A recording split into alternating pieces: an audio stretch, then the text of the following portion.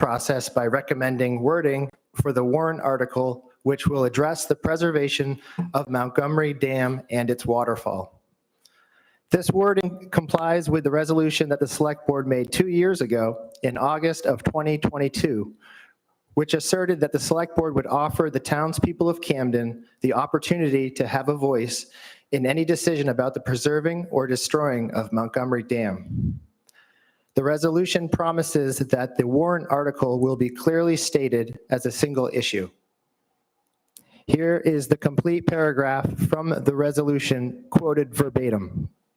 Number 2, included in these warrant articles will be clear phrasing for the voters to address the preservation, modification, or removal of the Montgomery Dam as a single issue, so as to get a clear mandate from the voters after all fact gathering and professional recommendations are known, end quote. This warrant article is very timely. It has been 2 years since the original Select Board resolution. Do you think I should use a different microphone? Yeah, let's try a different one. Or just back up. I think if he's back away from it a little bit, it'll Oh. be clearer. I don't know. Levels will be turned up. They usually tell us to stay really close. I don't know. Okay, so we're going to start over with, this warrant article is very timely.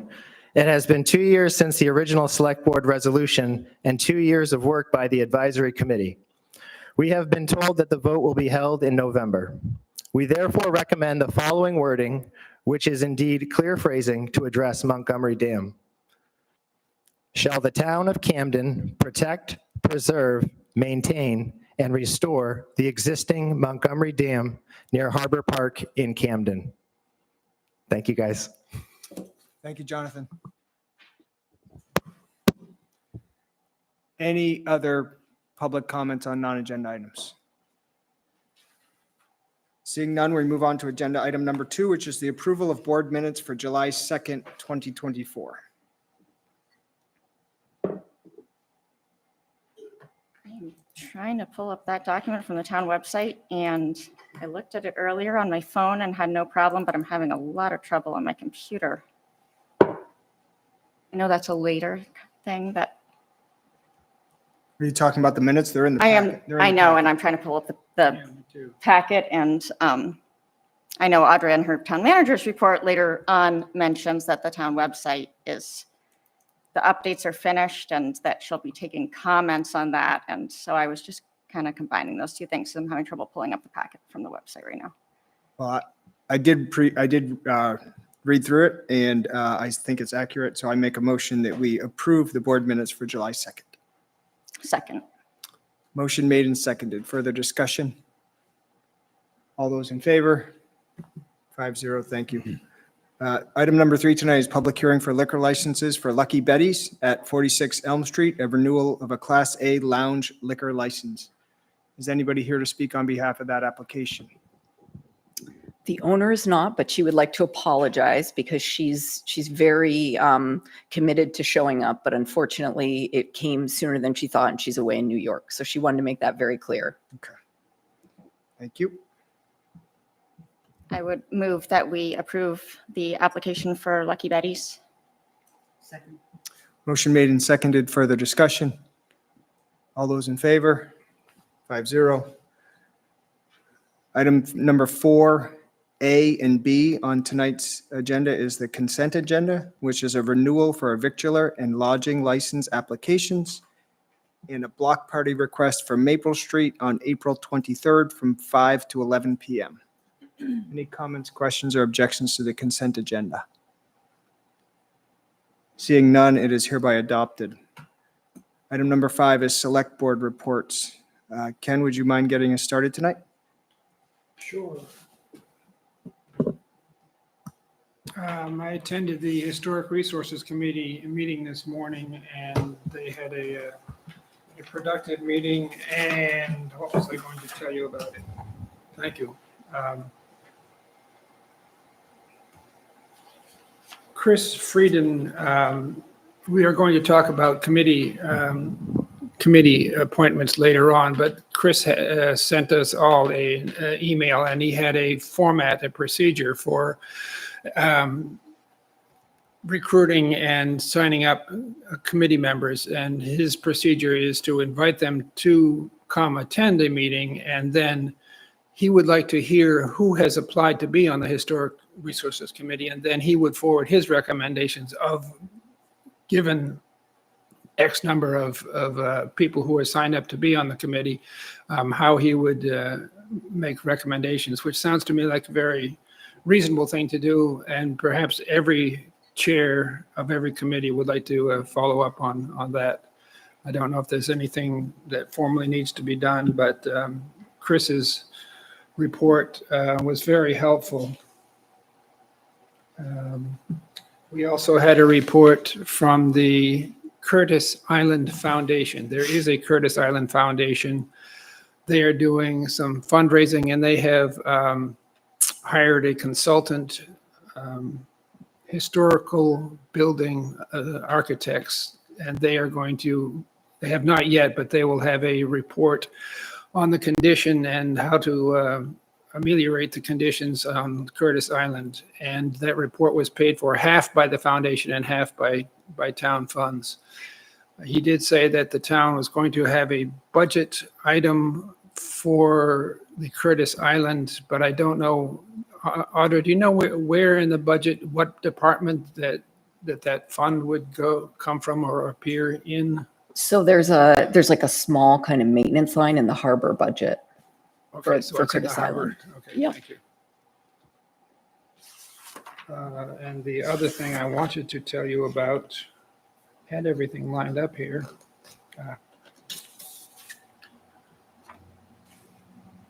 The proposed article on wording for the Historic Resources Committee would like to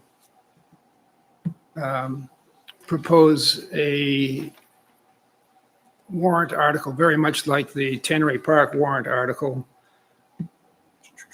And I was about to read it to you. It's in your packet. I beg your pardon. Oh, is it in the packet? Is that the sort of the advisory vote for the historic preservation ordinance? Yes.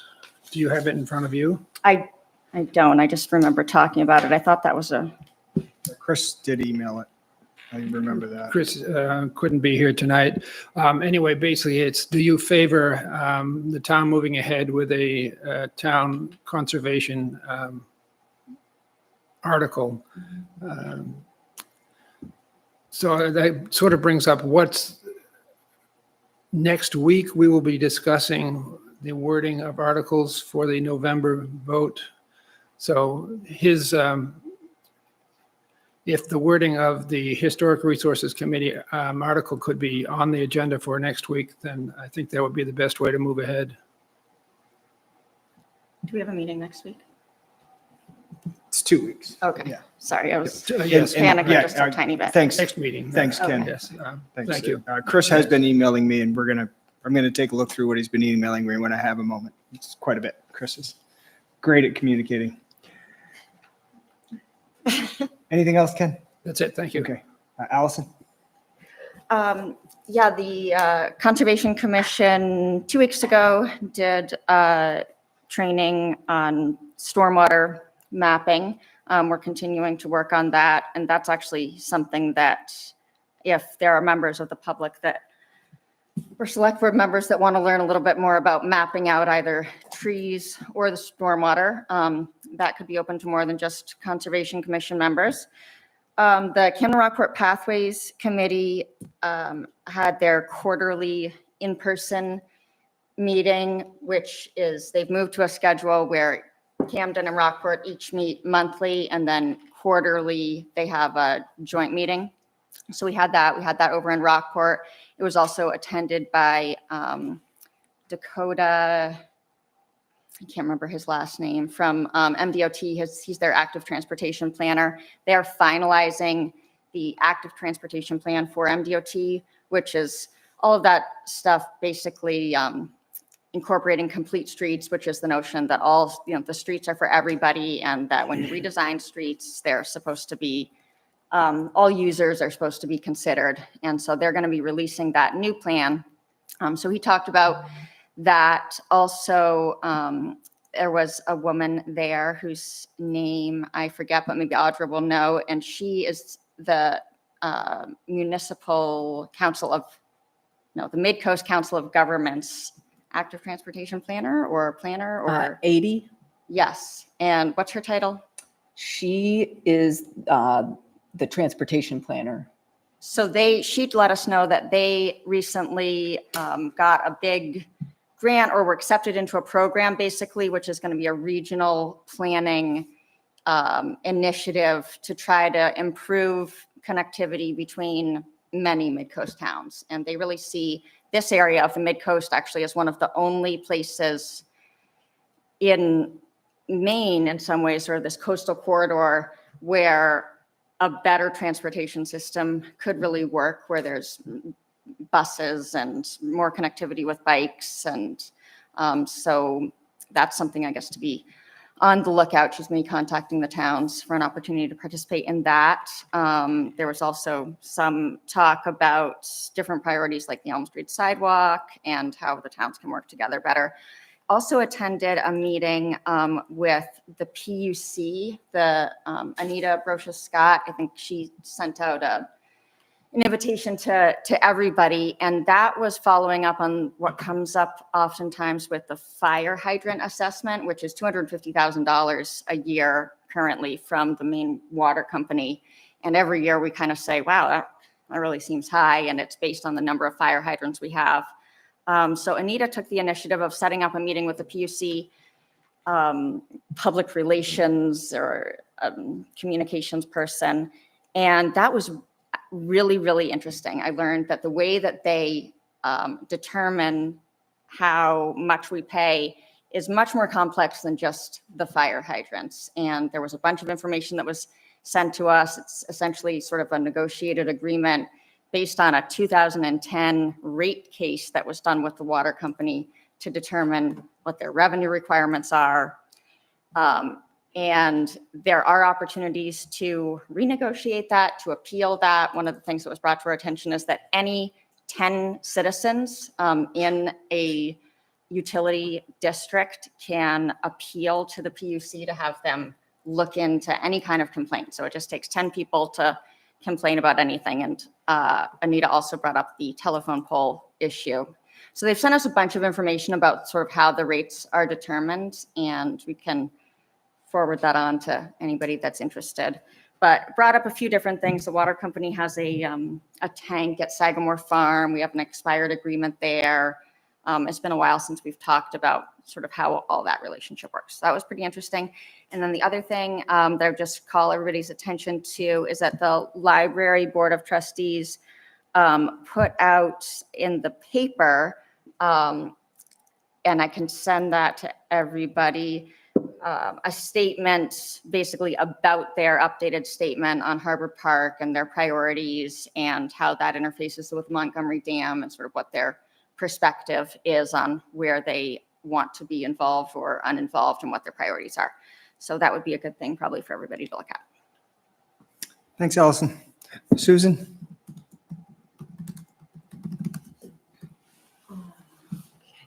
Well, I'm liaison with the Harbor Committee, which is not currently meeting because it doesn't have enough members. So I've been talking to Steve Pixley, and I'm going to do a little exploration with him and get a little bit more of my bearings about the harbor and issues there.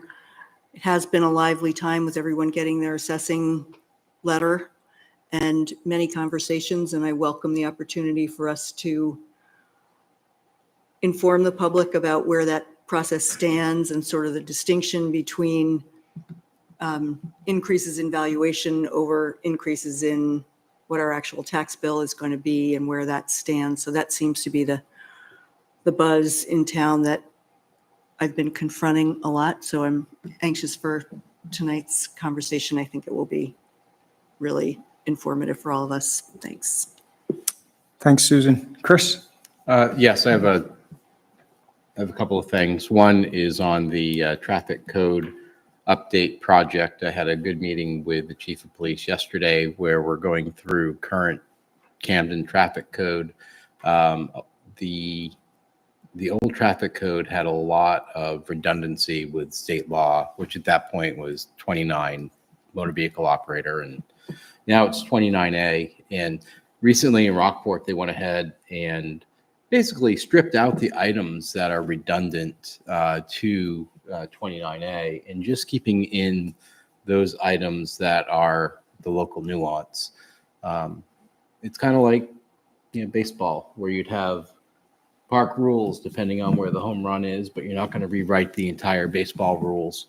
We're taking the same approach.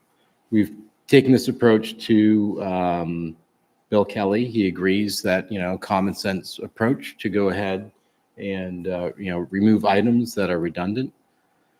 And also we're, doing updates to better align with what the state publishes for simple things like speed limits, and making sure that those things are reflected accurately in the code as well. Because it's a local thing to some degree, and is also interlacing in with DOT. Our plan is to continue basically the strike through process of striking through the different wording that, again, is redundant.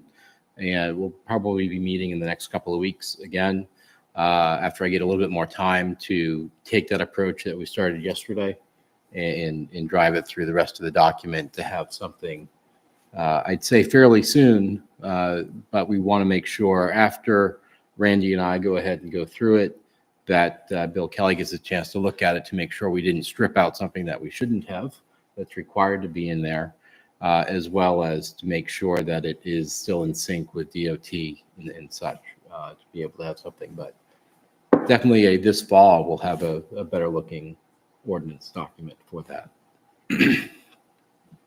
Thank you. The other thing, there are a couple of things on the McGonagall River Advisor Committee. They did send a letter to the select board earlier this week, and I said I would go ahead and read it because this is also my update as well with where MRCAC is. And I think it's important for people to know where, this is a committee that was appointed by the select board with the responsibility to provide recommendations on where they are. And so MRCAC recommends rescheduling a town vote on the future of the Montgomery Dam from November 24 to June 2025.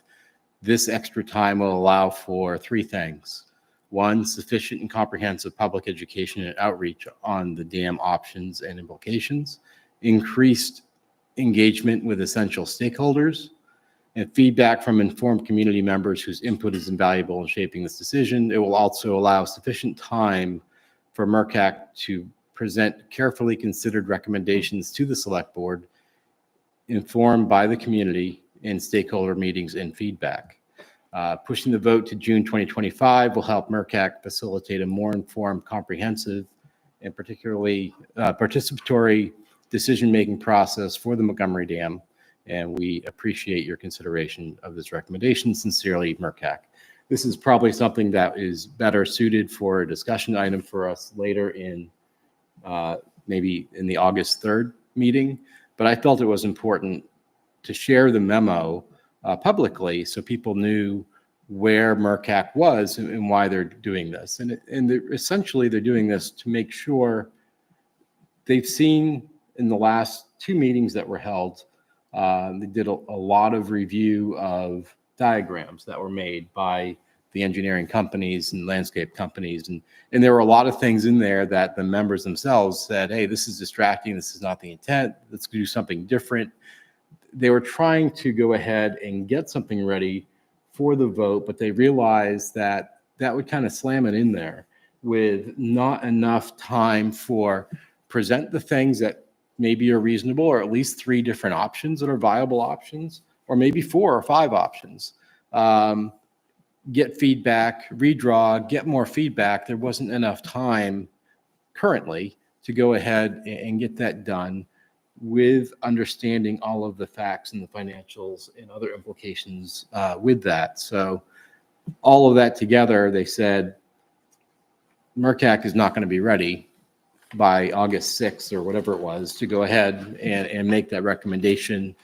They really were focusing on and realizing the need for more outreach, more feedback, more opportunities, and they thought people in town would appreciate the ability to have that feedback, look at some pictures, look at some designs, think about it, and give feedback and all the facts that can be obtained for costs, ongoing costs, maintenance costs of the different options to make it viable in a way that people can attend and have input. And that input would be listened to, realized, actioned, and then drive on. So they've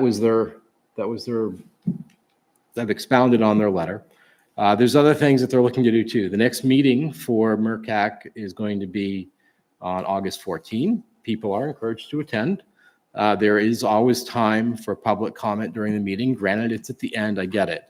But, even in the last meeting, they were willing to go late to make sure that there was time. Maybe it's not adequate time, but it's at least some time for public comment. They are still yet to make updates to the website to show the new charter, where it is not a select board person who is running the meetings, but that will be changing, as well as the membership pieces will be changing as well. They don't have a date yet. I was hoping they would, but they don't have a date yet so when are we going to see the new drawings and what will it contain? We don't have them yet. We know that there was a lot of discussion to the negative about showing bridges that were on there and such, which it was somebody's idea, but it certainly wasn't the members of the committee's idea. And so that was one of the things that people really jumped on to go ahead and remove from the drawing, because that's not part of what we're dealing with here. And so that was good. The conversation's been good, and they need more time. And I get it. I think it's the right thing to take more time and make sure that people have the facts so that they can make an educated vote. And there's time for input now that we're getting finally to be able to see some diagrams that people can talk about. Thank you, Chris. Alice?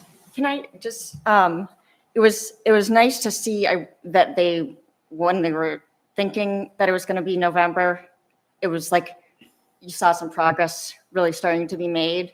And so I just worry a little bit about the corresponding, what we've heard consistently over years and years is that people want to see a bunch of visuals. And so continuing to work hard on that, I think, is important. But I just wanted to clarify the process for public involvement now up until any kinds of meetings or whatever. I keep hearing, oh, we'll come to our meetings. Initially, I heard, here's this email address that you can always use. Because I talk to a lot of people that are just going to one of those meetings, or even being there live and Zoom isn't really the way that they want to participate. But just wanting to clarify, there's an email address on that website. And is that inappropriate? Does that continue to be, just like you can send an email to TOC@selectboard@camdenmaine.gov? Just want to clarify that that's also an appropriate way of, Sure. does that go to all the committee members? It feels like maybe it doesn't sometimes. I'm not exactly sure who that all goes to, but it does get to the committee. Those emails were not, the committee is not suggesting of ways not to communicate. They want to be. Oh, I'm not really saying, I just want to be clear, like, yeah, that's great. If you want to email, if you have a comment and you want to email this. Those get attended That's to. still acceptable? Oh, absolutely. Okay. Absolutely. Thank you, Chris. I have a couple of things tonight. I did receive an email from the district attorney that she doesn't intend to pursue criminal charges in the herbicide pesticide poisoning case at Lake Beach. I have to say I'm disappointed about that. I sent her a quick follow-up email, and I asked her if she could explain her reasoning, given that we do have poison in our park, our beach, our harbor, and she did not reply. So I will continue to update that if anything further comes of it. Also, tomorrow we have an open house at the wastewater treatment, the upgraded plant at 10 a.m. and all are welcome to attend. It's quite exciting for Camden. Not very visible, but as far as our health, our environmental sustainability, this is a big deal. It's a major improvement for the town and keeps our river, our land, our harbor clean. And again, not very visible, but still a big deal. And it's a big accomplishment. And it's the foundation for further things to come, like all the I&I improvements we're going to do and such. So. Said it's a 10:30 open house. I don't see it on the I don't see it on the town website, but what time does it begin and end? 10 o'clock, and it's really kind of, there's a huge delegation of USDA rural development folks coming from Washington, DC. I think there's 60 of them. So, having like a real community-wide open house just isn't really possible given the constraints on that site. Oh, did I misspeak? No, I think it's It's not fine. open? I think it's fine to tell everybody about Okay, that. okay. It's fine to announce it's happening. I doubt there'll be hordes of I don't Camden think so. residents showing up. And if a few people decide to come, we can absolutely accommodate them. It's just not something that we publicized far and wide for that reason. But you're more than fine, Tom. I'm Thank you, sure Audra. we'll be okay. All right. And that's all I have. Thank you. Yeah, and I just wanted to add to that part really quickly before I go into my report. It's fantastic. We've got the Chief Operating Officer of USDA Rural Development who's showing up to see our project, and it's pretty unique that they're coming to Camden. Might be that, Maine and specifically Camden's like a really wonderful place to visit in the summer, but I'd like to think it's because they are taking a special interest in our project, which has been really important. And in addition to the treatment plant, it was also the funding and financing for the replacement of the C Street force main, which used to run under the harbor from the C Street pump station to the Bayview Street pump station, and now runs overland. So we don't have to worry about having, pipe running under the harbor that when we do our every 10-year dredge, we have to worry about that being nicked and raw sewage being released into the harbor. So that's a huge improvement, as well as major upgrades to the the Norumbega and Washington Street pump stations. So Tom, do you mind if I kind of roll into the rest of my stuff? Please. All right. So as an update, we supported and partnered with the Knox Lincoln Soil and Water Conservation District to apply for the NIFWIF Northeast Forest and Rivers Fund for a grant to develop a watershed management plan for the Megunticook watershed. As everybody might remember, that was identified as a priority watershed by this program. So the Conservation District is really well placed to be the lead on this project because they can do regional projects. And this would also benefit our neighboring communities of Hope and Lincolnville. The public hearing for the zoning amendment for the Elm Street School has been scheduled for August 6th. And the pesticide notification, so the notification of ingredients in any pesticides that are applied by commercial applicators, both pesticides and herbicides. That code to the chapter has been drafted and it's being reviewed by the executive director of the Board of Pesticide Control. Our town attorney has also reviewed that, and there's no further work that needs to be done from a legal side. So the goal is to get this to you all on August 6th for review, and then schedule a hearing so it can be placed on the November ballot. We'd also like to welcome Madeline Hicks as the new administrative assistant for the Planning, Development, Codes, and Assessing Offices. So Madeline is a Camden resident, and she previously worked for the town of Brunswick. And given all of the work being generated by the reval, she's been a tremendous help to the assessing office, among the others there. So Free Pearl, Central Street, and Atlantic Avenue were paved over the past week. So the only remaining work on Free and Pearl Streets is paving to tie in driveway aprons and some adjustments to the walkways. Other than that, those projects are complete, which is, I think, a huge relief to the residents of those areas. And huge thank you to them for their patience and cooperation while we were doing such a major project. So drainage work and milling is nearly complete on Hofsis's Drive, Bisbee Street, and Ragged Mountain Road. So nearly all the culverts were in need of replacement on Hofsis's Drive and Ragged Mountain Road. So this really wasn't just a paving job. It was like a pretty substantial drainage projects as well. So the Opera House roof is complete. So the slates are all replaced. The underlaying is down. Dave Morrison confirmed to me that he went up when it was raining today, and he said this is the driest and the best that he's ever seen it.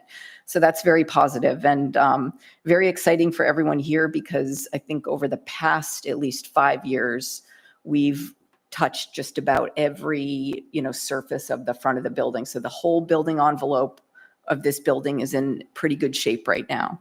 And the staging was taken down from the Elm Street side today, and the Opera House got to rehang their banners. So everybody's very happy and excited about that. And I think, residents and visitors are also happy that they don't have to walk under scaffolding. The Public Works Director met with the active transportation planner for MDOT. So that's Dakota Hewitt, who Allison was talking about before. And he specifically discussed with Dakota a funding plan to complete the Elm Street sidewalk, the segment from Union Street to Quarry Hill. We've talked about a few times how there's funding through MDOT just to adjust the crosswalks. So it's sort of the landing areas as well as, repositioning some of those crosswalks, but it's not the sidewalk. It's just those sections. MDOT sees the value in rebuilding that whole sidewalk. They know that's in poor condition and that, sort of the last segment on that stretch of Route 1 that's in really kind of impassable condition. So they really want to partner with us to figure out a plan to fund that so that we can connect everything there and have, really good, usable, accessible sidewalk. Another discussion that they had was building an off-road pedestrian trail from Camden to the high school and the elementary school under the CMP corridor. They discussed this with a representative of CMP who's also very supportive of this project. So that's another one where, we need to seek funding and get those partnerships in place. But the key partners on that are very much supportive of the idea of doing that. In the school district, I know that they're also supportive of that project. So the preliminary design report for the Rawson Avenue Bridge has been approved by MDOT. So that means they're going to be ready to move forward with the removal of the bridge in the fall, which will allow the town to come in and construct the new pedestrian cyclist bridge in the spring.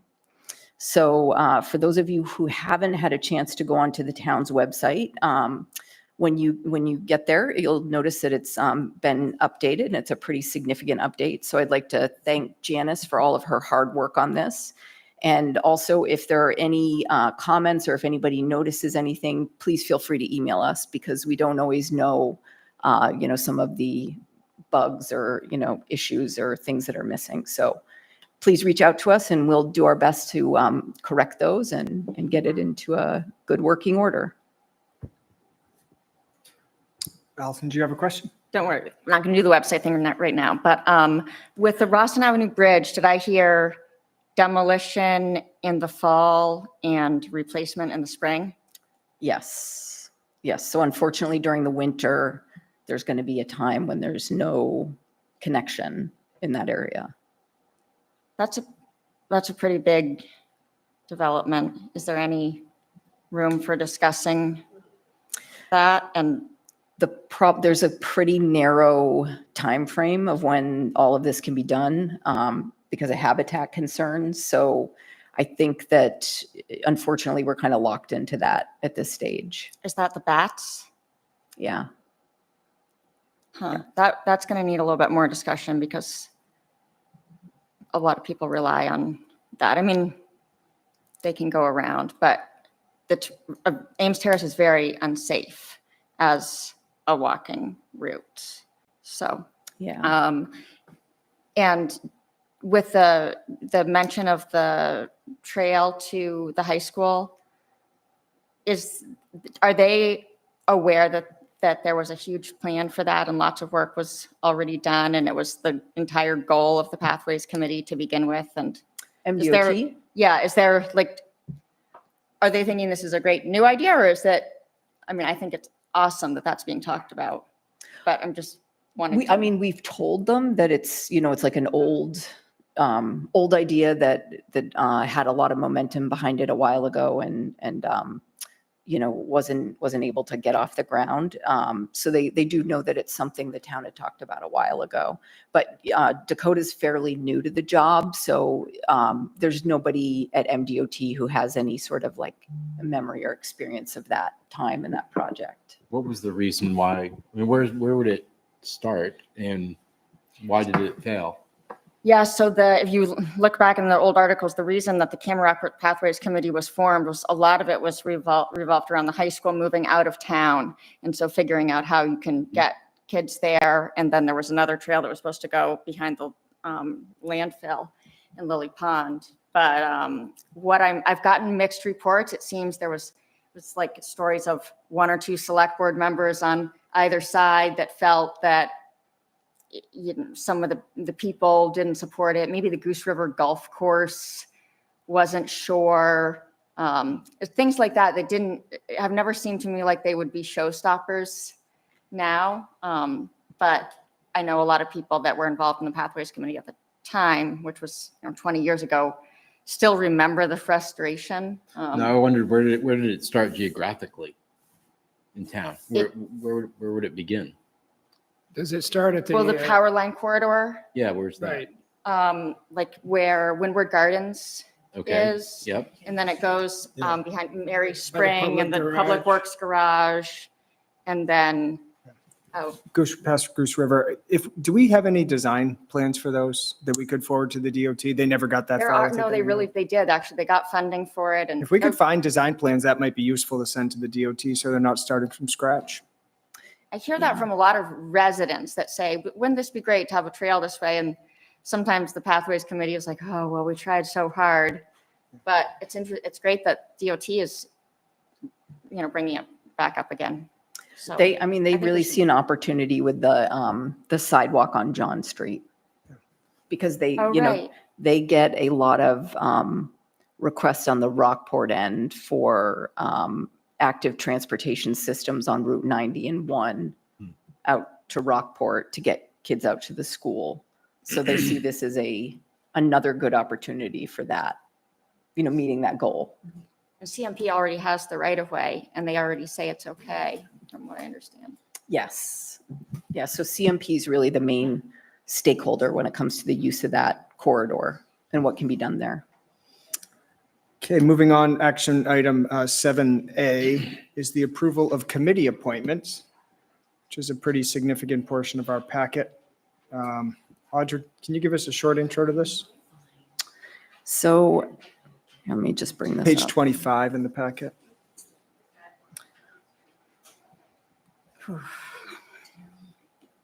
Sorry, I'm just going to go up to it. So annually, there's a process of appointing and reappointing committee members. So we talked about this a little bit in the past on how we got out of the cycle during COVID. And we're trying to get back on that cycle of the annual committee appointments and reappointments. So, we had quite a long advertising period. I believe that we started in May, getting the word out that, we did have vacancies on some of our committees, boards and commissions. And so the list that you have, I think is on page 26, Yes. is all of the, the current committees and vacancies, as well as members who are current. And the next sort of areas in your packet show, places where there are vacancies on these committees. So for each, on that spreadsheet that you'll see. Thanks, Audra. So we have several committees that all the committees actually have vacancies or, need reappointments or have vacancies. I think what we ought to do is go through them one by one with the lists that start on page 27 of our packet. So that starts with the Budget Committee, which has 5 members whose terms are expiring, and then 2 of those members who are presently on the committee, terms expiring, wish to remain on the committee. And I actually haven't seen any packets for additional people. So it looks like we'll be down some members on the Budget Committee, unless we just want to nominate someone who hasn't volunteered. Allison? I feel like that, I think that at one point there was going to be an agenda item that was just a discussion about committee process and how to improve it. I know that we say that, the advertising happened. I think we should have a discussion at some point about how we get the word out about this and maybe how select board members can help. Because I know that I must miss the little thing in the Camden Herald that says this or that. And I think a lot of people really need to be asked. So I would say, I'm fine, the members of the Budget Committee, for instance, who say they would wish to continue, I think that's great. And I'm in favor of that, but we should do another round of, I think, trying to encourage people and then looking. I agree. I think that after tonight, if we just decide that some committees still need more members, we should probably advertise again. Having said that, I think we still should go through this list and reappoint committee members and then make that assessment as to what committees we should still recruit or advertise for additional members. If we, on the Budget Committee specifically, if we reappoint Sarah and Karen, we'll have 7 members of the Budget Committee.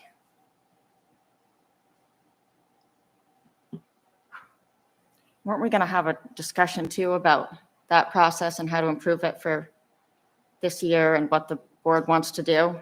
We are, but that is the long-term plan, but I think for tonight, we should still reappoint Budget Committee members. Oh, yeah, I just don't know I don't think we need to commit to only 7 now, or we can reappoint the ones that are interested and then schedule a conversation for how many more we would want to recruit and what that process is going to look like this year. I agree. So I move that we reappoint Sarah Scrivenich and Karen Grove to the Budget Committee for, do we have to do it, is it terms? Do I need to specify that, or? No, I think that just reappointing them and let the town staff. Yeah, I would second that then. Motion made and seconded. Further discussion? All those in favor? 5-0. Moving on to the Camden Rockport Pathways Committee. 2 members. What about the Oh, I'm sorry. Conservation I'm Commission? scrolling quickly. Thank you. Moving on to the Conservation Committee. Good idea. 2 members leaving and one of them has, or 2 members' terms expiring and one of them has wished to continue, and then 1 citizen who has volunteered. So it would be, if we reappoint 1 and add 1, we'd be keeping the same number as previous, which was 8.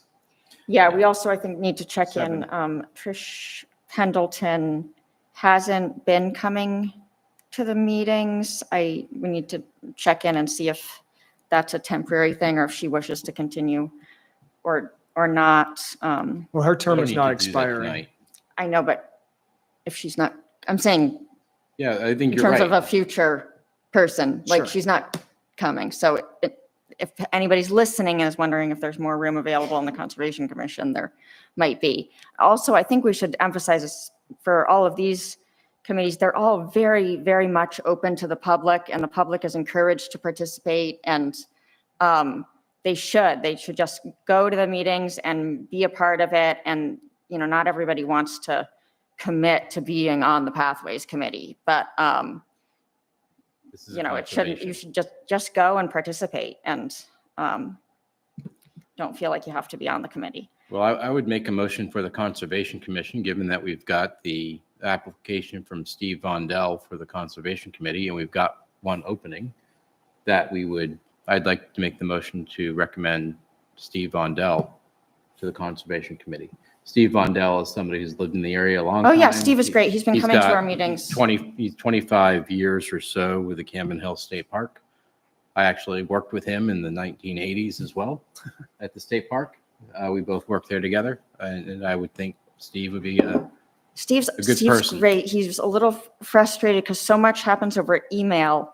That's the only thing. He doesn't use email, so I think we have to come up with a way for that. But yeah, he's a go-getter, and he's been he came to the stormwater training, and Yep. I would support that. for a And- quiet guy. He's Oh, he he's hasn't not been very afraid to cool. speak up. Yeah, he has. I haven't gotten to know him as a quiet guy, but maybe he is. There was one time it was only him and I.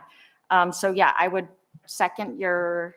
I mean, Also on the list is Barbara Oland. Does she need to be oh reappointed? yes, she does. We do. Thank you, Ken. Do you want to make a motion on that one? Yes, we add Barbara Oland to the list to be reappointed. So it's Barbara Oland and Stephen Vondell. I know it's I'll awkward. second that. Okay.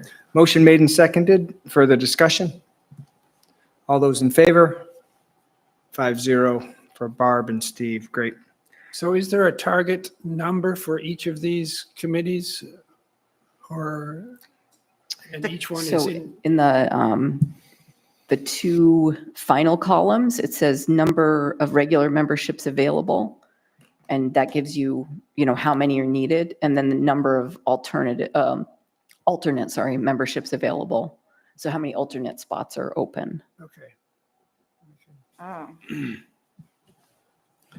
So what does that mean for the Pathway Committee then, where it looks like, There's one regular member opening and one alternate opening, and you've got two current members who wish to continue, and then one additional citizen who's expressed interest in serving.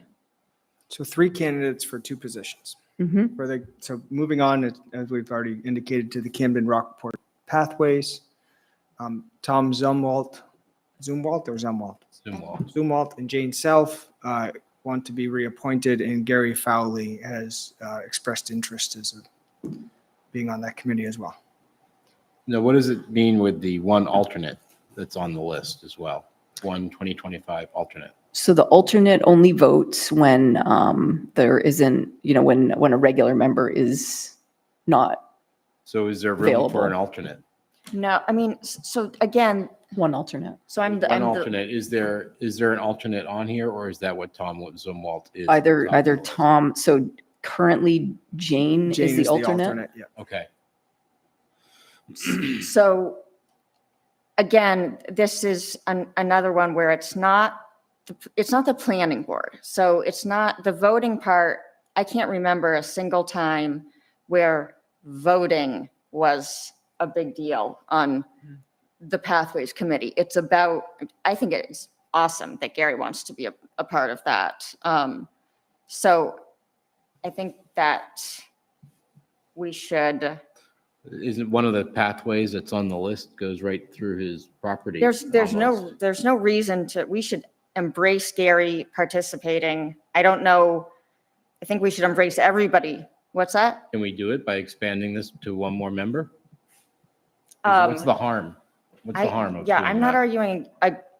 We set these rules about the number of people. I do think so we can change them unless that one happens to be in the ordinance. I do think there's a little bit of merit to what Chris has been saying with the, going to meetings, and it's good to go to a meeting or a few, participate and see if it's something that you want to be involved in for a long-term commitment, or if you just want to participate in a few issues. Tom Zumwalt and Jane, like Tom Zumwalt, for example, he went to meetings for quite a while participating before he was an official member. But again, that whole system is a little silly when we're just trying to encourage participation. Yeah, So- I'm not a fan myself of, having to do an initiation period or get the merit badge or do the secret handshake and learn that. No, if you're an interested person and you want to contribute, I disagree with the need for going through a special gauntlet to be able to do it. I'm Yeah, I not a think the fan key that. part of Chris Frieden's proposal was that the town collect the applications and let the chair know who has applied so that they can order them or contact them or report to us what the Well, the committees. position of the chair is not to go ahead and make the selections for those committee members that the chair would appreciate. Right, Granted, yes. they could make a recommendation, but it's not, again, they're not part of a gauntlet to get through. If you're not a whatever of the, Yeah, and actually Chris was very sensitive to that, to having an inbred group Right. self-perpetuating itself, but so. Right, because that does happen. Yeah. I don't know. I think that it should be as inclusive as possible.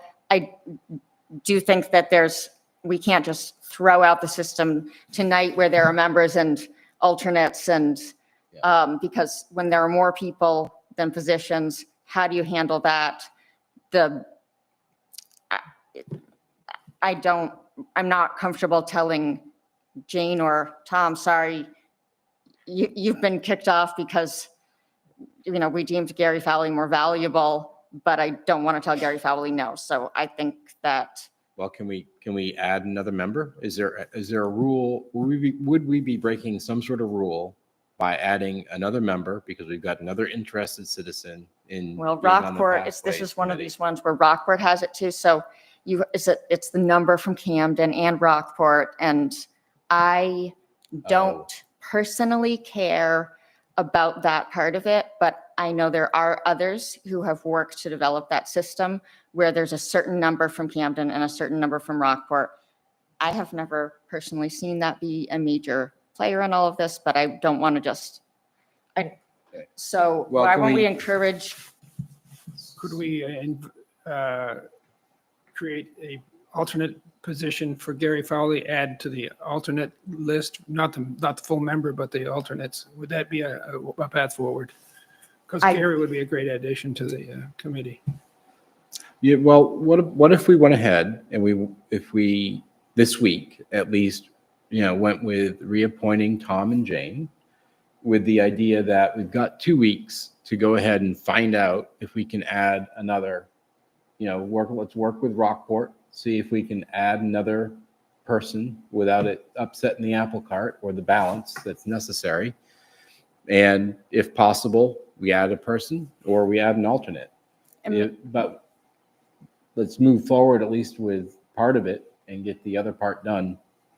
And also Next tell meeting. Gary, him wanting to participate is great. And just making sure that he knows what he's getting himself into as well. I think he's aware. He's probably aware, confirmed that he can, Tricia Pendleton was one I think we didn't go through the trouble of confirming that the meeting time works for them and all that kind of stuff. So yeah, maybe we don't need to figure out anything with Rockport. I think maybe in 2 weeks, we can add another alternate position or Alternate or permanent, right? whatever. Doesn't upset the apple cart, but gets the people involved is what I'd like.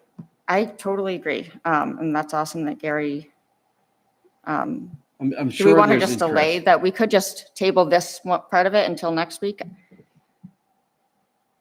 I just want to send as inclusive as a message as possible. But I don't think it'll make a difference with Tom or Jane if next week we find out, nope, we cannot add a person. We got to keep it the same because of whatever rule. Nobody's going to really care too much. And I think we can just delay the number part of the appointments for the Pathways Committee, double check on all the number stuff, find out who is concerned with that and who isn't, and then move forward next time, if everybody's okay with that. I would just make the committee bigger if it were up to me. You would know the history. What's that? You would just know the history. If there's maybe No, I don't. Oh, I it know the wasn't- history, but Yeah. it doesn't, I don't, whether it matters or not, they have it all figured out, the numbers and Okay. all that, and it Yeah, matters. I think I it's don't, a- I think we need to move minutia away from that's- that so that more people can participate without having to be an official member. Okay. But I don't want to propose that and then upset somebody else. So let's just, So we'll skip the pathways. I don't have any problems making a decision personally. Okay. Just like Allison said from the start, anybody can attend the meetings and give input, and I think input is well received by all our committees. If it was up to me, I'd say let's just reappoint the two existing members, and sure, if we do want to look into expanding the committee, that's fine, but I don't have any problems making a decision on at least two members tonight. and invite Gary to the I meetings, agree. put him on the email list. Yep. And, it might be that one of these people will say, oh, what sometimes happens is, I'm happy to drop off if it's important to somebody else to be a voting member. That's what happened to me when I applied for the Conservation Commission and got skipped like 20 times because all they ever did was ask the chair and they forgot I had an application waiting. So why don't we do what Tom, I mean, I think doing what Tom says is the most consistent. And So I'll make a motion then that we reappoint Tom and Jane to the Pathways Commission, and that in our next session, we'll have answers on whether or not we can appoint somebody else, and if we can appoint somebody else, that we would move in Gary Fowley, who's expressed interest. we may that need to wait fair? until the next Pathways Committee meeting but Why? I don't know, because everything Ken said made lots of sense to me about the process, because this isn't the only time that this comes up, where we have more applications than Right. positions. And so a couple meetings or a meeting of participating does make sense. And it's one reasonable way to, I mean, if you can't sit through one of those meetings of these committees, I have seen people be like, go to one meeting of some committees and say, this isn't really what I thought it was. Okay. And even on that committee. So I think it's there's- reasonable just to have a meeting, have Gary attend the meeting, make sure the time works for him. They can all talk about it. And So you're saying let the committee decide on their numbers? let the committee decide, but it might just work itself out, because what I've found is many people aren't. Well, might's not much of a plan. So we do have to make decisions. We're on the select board. We have to just choose members. This committee is made up with a certain number of members from Camden, a certain number from Rockport. Inevitably, we'll probably hurt somebody's feeling tonight by leaving somebody off a committee, but those people still can participate in the committee process by coming to the committee meetings. So my suggestion is that we have a motion on the floor to reappoint Tom and Jane. And of course, Gary is always welcome to attend the meetings, and it's possible that another position on the committee will open in the near future. I'll second that. Motion made and seconded. Further discussion? All those in favor? 5-0. Thank you. Cemetery Association, we have 3 members whose terms are up, and we have all 3 members have reapplied, plus 1 more. The 3 members are Jeff Weymouth, Karen Grove, and Chip Late. The additional member is Bob French, who are the additional applicant. I know that Chip has moved to Lincolnville, and I know that the committee has expressed support for Chip remaining on the committee, but given that we have 4 applicants, I do feel like we need to give priority to Camden residents. Personal feeling. Removing Chip would be, this is one where I would like to have a recommendation from the Cemetery Association. And I don't know when the applicants, when the applications came in, did they have a chance to The review them? application- I the got in trouble once before for appointing somebody on there without talking to them first, and, The applications are dated. okay.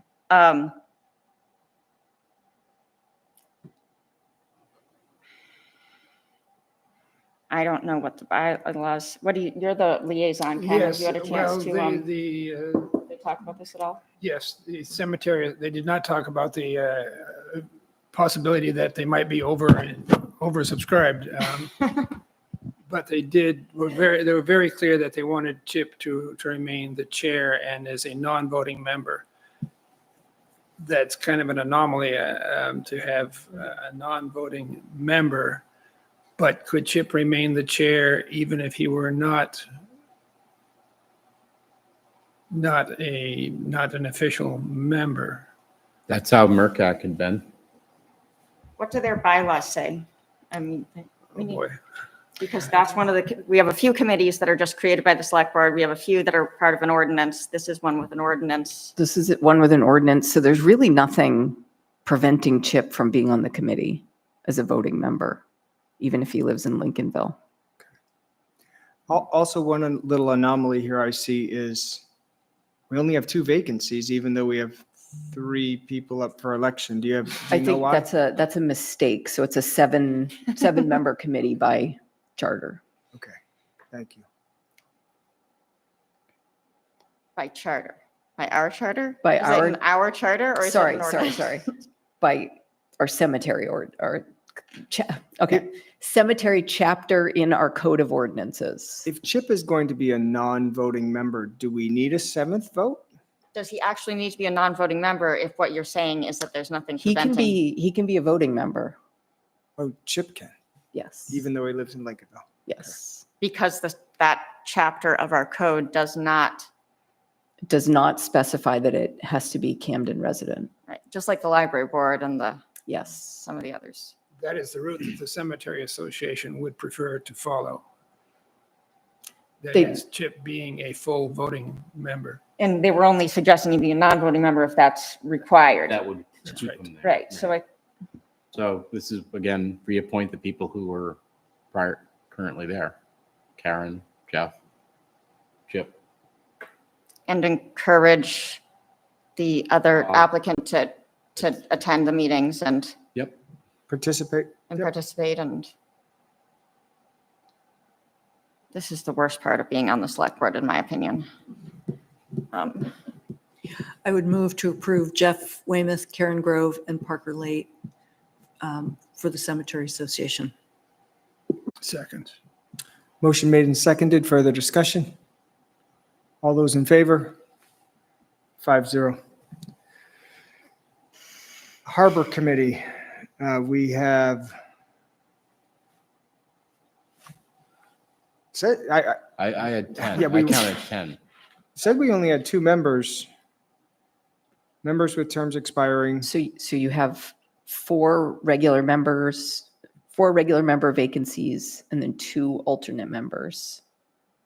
So we need to get 6 people onto this committee. And Did that we- did- includes the people that are being Right, so it'd be 4 newcomers. Well, the honorary members, what is that? That was a decision that was made when the Harbor Committee was reshuffled a few years back. What does that mean, practically speaking? I really don't know. so the citizens who are interested, we have two members who wish to return, Elliot Thompson and Mark Thaler, Siegenthaler, thank you. Siegenthaler. Siegenthaler. And then citizens interested, Richard Stetson So he's currently an honorary member, but would like wants to to be a become a full. regular member, Sandy Cox, Will Addis, Stephen Gold, Liz Gioa, Brad Scott, Ron Hawkins, and Toby Winkelhofer. And we have to choose 6 of those. Well, it seemed like, It's like about 10 applications. Stephen Gold and Ron Hawkins both have a lot of experience in the harbor. As does Liz and Toby. I agree. Does Brad live in Camden or does he still live in Lincolnville? Brad Scott. I think it said Hope on his application, maybe? Is that typical for harbor? I mean, I know Brad uses the harbor a lot. Is that typical to have non-residents on the harbor committee? I don't No, because believe there's so. been Precedent. so much interest in it that, Okay. um, I mean, I think Brad would do a great job, but it is a factor. Preference should go to people who live in Camden, I would think. it's a I tough one, know yeah. I mean, it's tough because we're the closest harbor to Hope probably, but sometimes the people that provide really good quality input it's not based on where they live, but, I mean, the Scott brothers know the harbor probably as well as anybody. exactly, that's kind of my point. So if we did Elliot, Mark, Richard, It would be nice to maybe just have one woman, since, well, I agree, Liz, for, has yeah, it. yeah, she's Liz, been- yeah. I think that, so What was your- Elliot, Mark, Richard, Ron, Liz, and somebody else. how many did you just Say that read off? That I just listed 5 and somebody else was 6. Really, was that already 5? Yeah. Toby, maybe? Is I Toby a would Camden say resident? Toby. The applications are here. Sorry, can you, I said Elliot, Mark, Richard, Ron, Richard or Sandy. Well, I should be clear because there's Sandy Cox and Richard Stetson, but both Sandy and Ron, Toby, and Liz. Ron. I mean, I would prefer to see Ron on there. This is where it's really nice to have a recommendation from somebody that's been looking over this, because otherwise we're just shooting in the dark. There's the, Toby does list a Camden address. All the addresses appear to be Camden So except for. if you would like some help, Elliot's here and I believe he's Oh, currently the chair. right, sorry. I didn't even see Elliot there. We really, Elliot, do you have any input? Do you want to? We do have to get you to speak. We have a document called. Elliot, just a moment. Because we're on camera, TV, we do have to get you to speak into a microphone so people at home can hear you.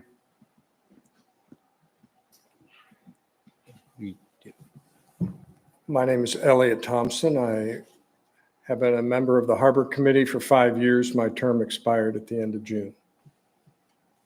I was serving as the interim chair in the past few months of the committee. One comment I have is that there is a document known as the committee handbook. And I believe the committee handbook describes that committee members have to be town residents. Also, we do have 2 members of the committee known as ex officio, and it was stated here that there was a decision made to include them in the newly formed committee in 2019. I don't know who made that decision, where that came from. Is that the honorary, maybe? Yes, Okay. ex officio honorary. So now there was a request for input. And can you maybe define what it is you're looking for? We're looking for recommendations, to be frank. Recommendations. People who maybe you think would be informed on the committee and also, have been attending, are Have there been people that have been attending attending meetings? And I know that, for instance, Will Addis has been watching lots of the meetings. I've heard him talk about it. We know Steve Gold. I know Ron, I'm sure, has attended plenty. Okay, I have the applicants, Thompson, Siegenthaler, Gold, Hawkins, Joya, Winkelhofer, Stetson, Cox, Hawkins. and Brad, who, Brad Scott, Twin Harbor Marine, Two Harbor, is it Oh. two or twin? or two and Harbor Marine. Brad, Brad is not a Camden resident, is No, he? he's Lincolnville, yeah, or Hope. He lists Hope on his He application. lives in Hope. And so what does the select board, how We- does it feel about non-resident participation? I think Brad's probably well qualified, but I think given that we have a number of well qualified candidates, there's probably a determining factor here. And we need 6, Elliot. Yes, I'm aware of that. Have you had any discussions about sort of like the skill set or the knowledge base that might be missing or needed or? Well, and it's my opinion that a broad representation from the community, including the working waterfront, including recreational boaters, is important. Allison earlier stated she found this to be the most difficult part of being on the select board. And I also find it difficult.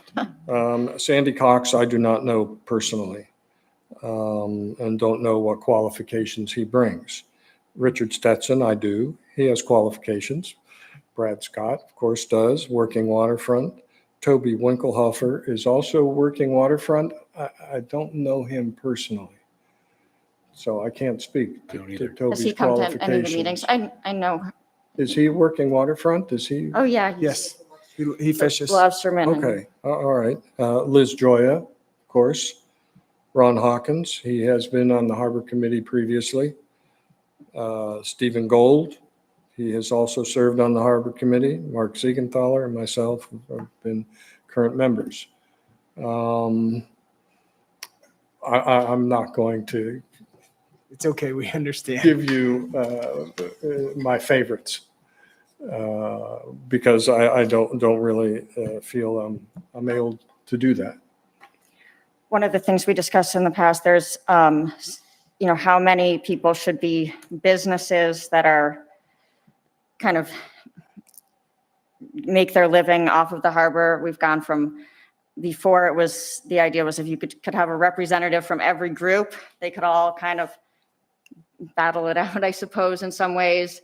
And then this last time, when there was a major restructuring, the idea was, if we could try to get rid of everybody that has a potential conflict, which it turns out is really impossible. And you also eliminate a lot of knowledge when you do that. So, but I do think it's going to be important for anybody, Liz, for instance, she's aware she has a business. There are times when the Harbor Committee is going to be involved in reviewing applications that directly, that come from owners of several of these businesses. Same is true for Toby. And so I think going over that with the, having the committee have an understanding about when it's important to recuse yourself from either just a discussion or a vote and how that can all be done cordially. What's her business? Liz is the lively lady. Okay. And Periwinkle too. And I have 9 names. Did I hear 10? That there were 10? Am I missing one? Maybe your own. No, I have myself included. Thompson, Siegenthaler, Gold, Hawkins, Joya, Winkelhofer, Scott, Stetson, and Cox. Addis. Will Addis as well. Will Addis Has as been with well. them. Will Addis. That's a name you didn't mention. I know he Okay. watches a lot of meetings. I think I like that Will has a perspective often of not just the boating, but the use of the shoreline, and he's going to school for something related to. On the application, there was a fill-in for giving a statement about their interest in the committee. Right. And I don't have, I'm sorry, I did not review the packet. I haven't looked at all of the applications. What do you think about the honorary ex officio positions? Is, for example, if Richard Stetson moves from whatever that is, the honorary position, to a full member, what should happen to the honorary position? Does that then create another open for another person?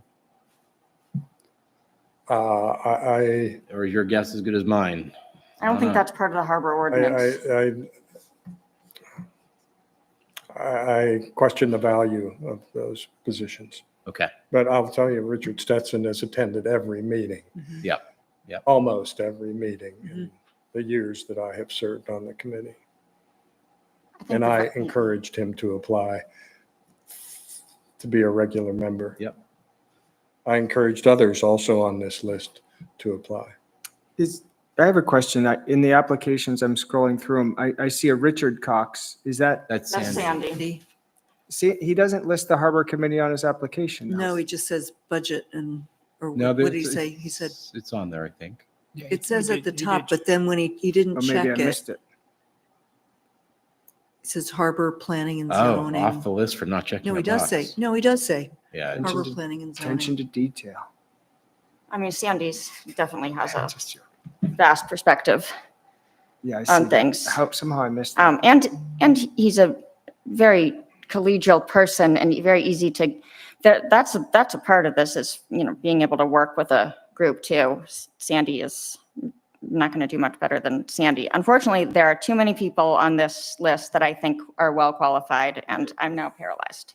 well, he Um, has other, with Sandy, he's got other committees that he'd like to participate with. It's one Yeah, of I'd those love to things of, see Sandy involved more. I mean, I really- we're he's I agree. interested in in the Rotary together. we could get He's Sandy on planning and the extraordinary. planning board, that would be excellent. planning board. I Yep. think would be Really. great Yep, for him. Sandy would be awesome on the planning board. Yeah. so. I think he would also Because of be a his really real helpful estate addition to the. Yeah, background. you just don't want to way. pigeonhole people with what they do and, That's you true. know, as, but I would agree, given the number of people and the qualifications of the people who have presented, and that we can only Select so many. select so many, and Sandy would be valuable in the other two places where he's expressed interest, so. The six that I've written down that I think, if expressed interest, have expertise, and have participated, Elliot, Mark, Liz, Richard, Ron, and Toby. Mhm. I like Brad. I think he'd make a great member, but he's not a resident of Camden. And I know Sandy is available for other committees. I think Will would also do a great job. I'd like to see Will come back to more government, to more town of Camden stuff. He was involved for quite a while and then he left. But I think that those six are, my opinion is those are our best six candidates So I for would this second particular that committee. slate. So again, that was Elliot, Elliot, Liz, Mark. what's Elliot, it? Mark Siegenthaler, Richard Stetson, Lizzie Joya, Toby Winkelhofer, and Ron Hawkins. I had a very similar list, but I was thinking that if Richard Stetson is dedicated, and he is, maybe he would keep attending as a honorary member, and that therefore we could add someone like Stephen Gold to that list. Yeah, Just a thought. Sorry, Steve Gold's not on that list? I thought he Steve was. wasn't on my list. Again, another well-qualified candidate. I completely agree. We need 4 voting members in addition to the one that serves right now for 5. We need voting members. Sure. And so I just say that when you're considering qualifications of people. Right, and as he said, Richard Stetson has shown up. Yeah. For all these. And That's why. Steve's another one that'll show up even if he's not on the Yep. committee, which is great. Steve's voice is really needed. I'm sorry. There are people that haven't even attended. So who are you Yes. suggesting that on my list, it's fine. Who, you have to take one off though, I would, Allison. I think Toby could be really valuable, but I think that he needs to attend some meetings first. And that the value and history that Steve Gold provides, I just think that attending meetings is important, especially when there are a lot of people that are interested. It's important that you've spent some time attending those meetings so you know what you're getting into. And Elliot, you have a comment? Regarding meeting attendance, the Harbor Committee meetings have been held on the Tuesday mornings, 8 a.m. monthly. And I think that could serve to discourage some people from attending. yeah, it's hard. And I know that one of the candidates that you were discussing told me that specifically, that that person would have trouble attending meetings at 8 o'clock. And that led me to think about approaching the town manager about scheduling the meetings at a different time, such as 5 PM.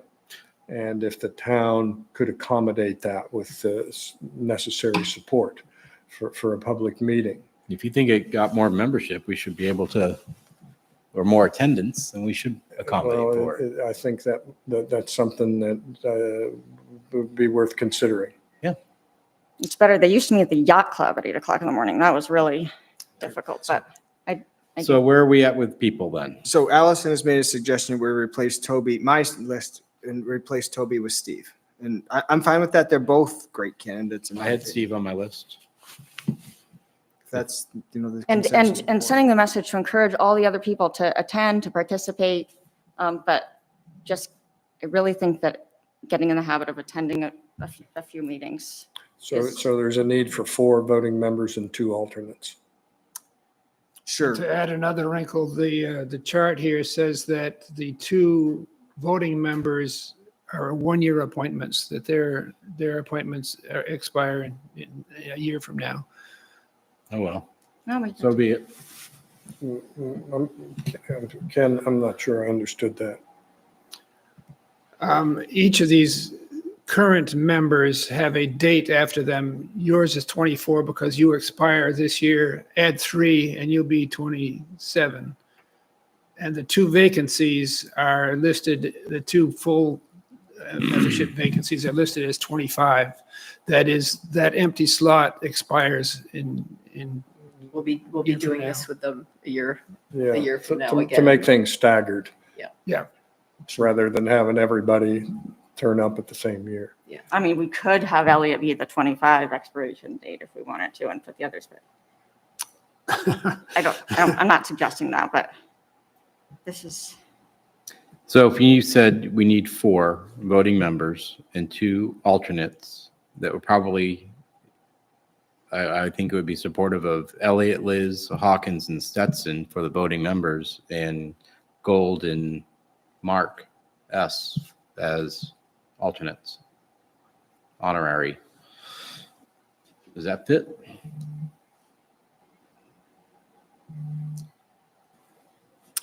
So you're gonna alternate make the Mark same as honorary? Siegenthaler a non-voting? can you say that one more time? So what Chris has suggested is we make Mark Siegenthaler an alternate member and Steve Gould a alternate member with terms expiring in 2025, both. And that would leave Elliot, Liz, Richard, and Ron as regular members. We have to choose 2 of them for 2027 and the other 2 for 2025, if we go with that plan. I feel a little uncomfortable about making Mark an alternate. Maybe, I don't, just, it feels like a demotion for no reason when he's been very good, but a lot of the time our member's gone. Is it common for you to be missing a member? Because this is a committee where voting does matter and voting does happen fairly often. Yes, it's common. People have other things, conflicts, vacations, whatever. So it's not uncommon to have an alternate participate as a voting member. I don't have any problems making Mark keeping Mark as a regular member. It's fine with me. Let's keep Mark as a regular member, and So who would be our second alternate along with Steve Gould? Not in your scenario, Allison.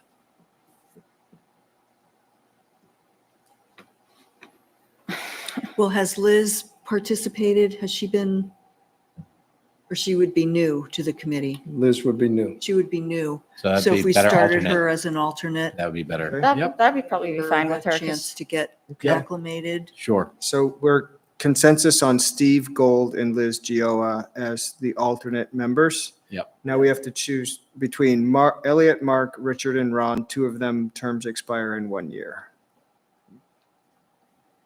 Let's have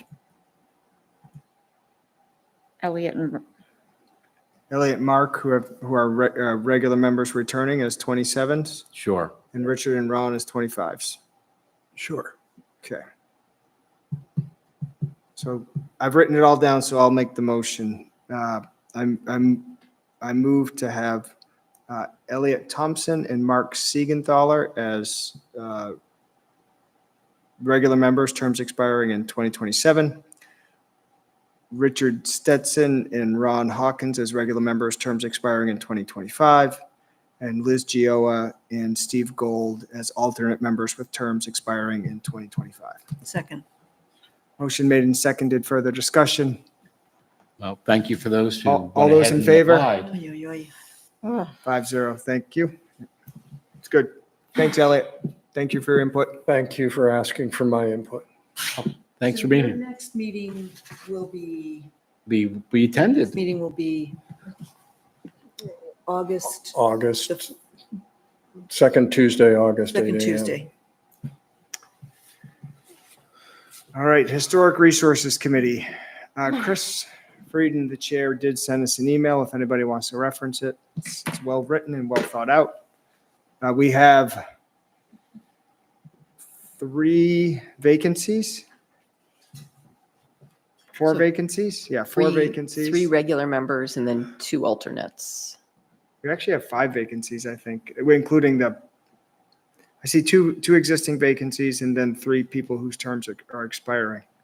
So we will need to reappoint 5, 2 alternates, and yes, and 3 regulars. We have 6 applications. I think what Chris said, let's reference what Chris said. I was the liaison before Ken, and I think Ken and I both agree that that was all very well reasoned. Right? Let's just find I would that. follow Chris's Brian, recommendation. Brian has been participating, Yes. and he's a fantastic addition and was recruited, and we're lucky to have him. And I think Roger has started attending. So we need 3 regular. I mean, Chris and Ann and Rhonda are all fantastic and really contribute a lot. Yeah, Chris has actually recommended 6, although we only have 5 openings. So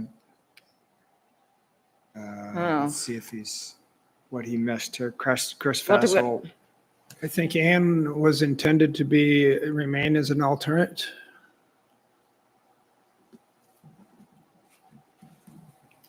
So we need,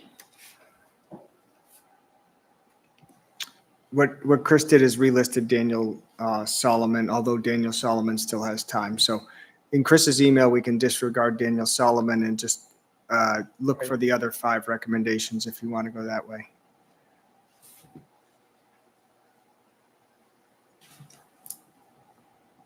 yes, are you gonna, do you want to read those off or? So Solomon. the way Chris has recommended it is to reappoint himself and Daniel Solomon as regular members through 2025, to appoint Chris Frieden and Rhonda Riznar as regular members through 2027. Excuse me, Daniel Sullivan I misspoke there. He already is on the committee through 2025. Yeah, we just. So it'd be Chris Fassel and Chris Frieden as regular members.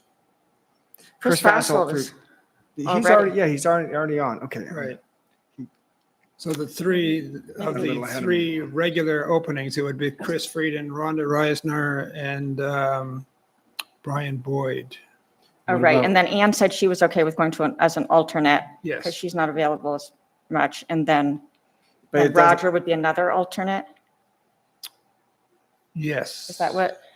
I can't remember if it was Well, Roger. yeah, we would need one more alternate in this scenario. Chris's email is incomplete. We need 7 members on the committee.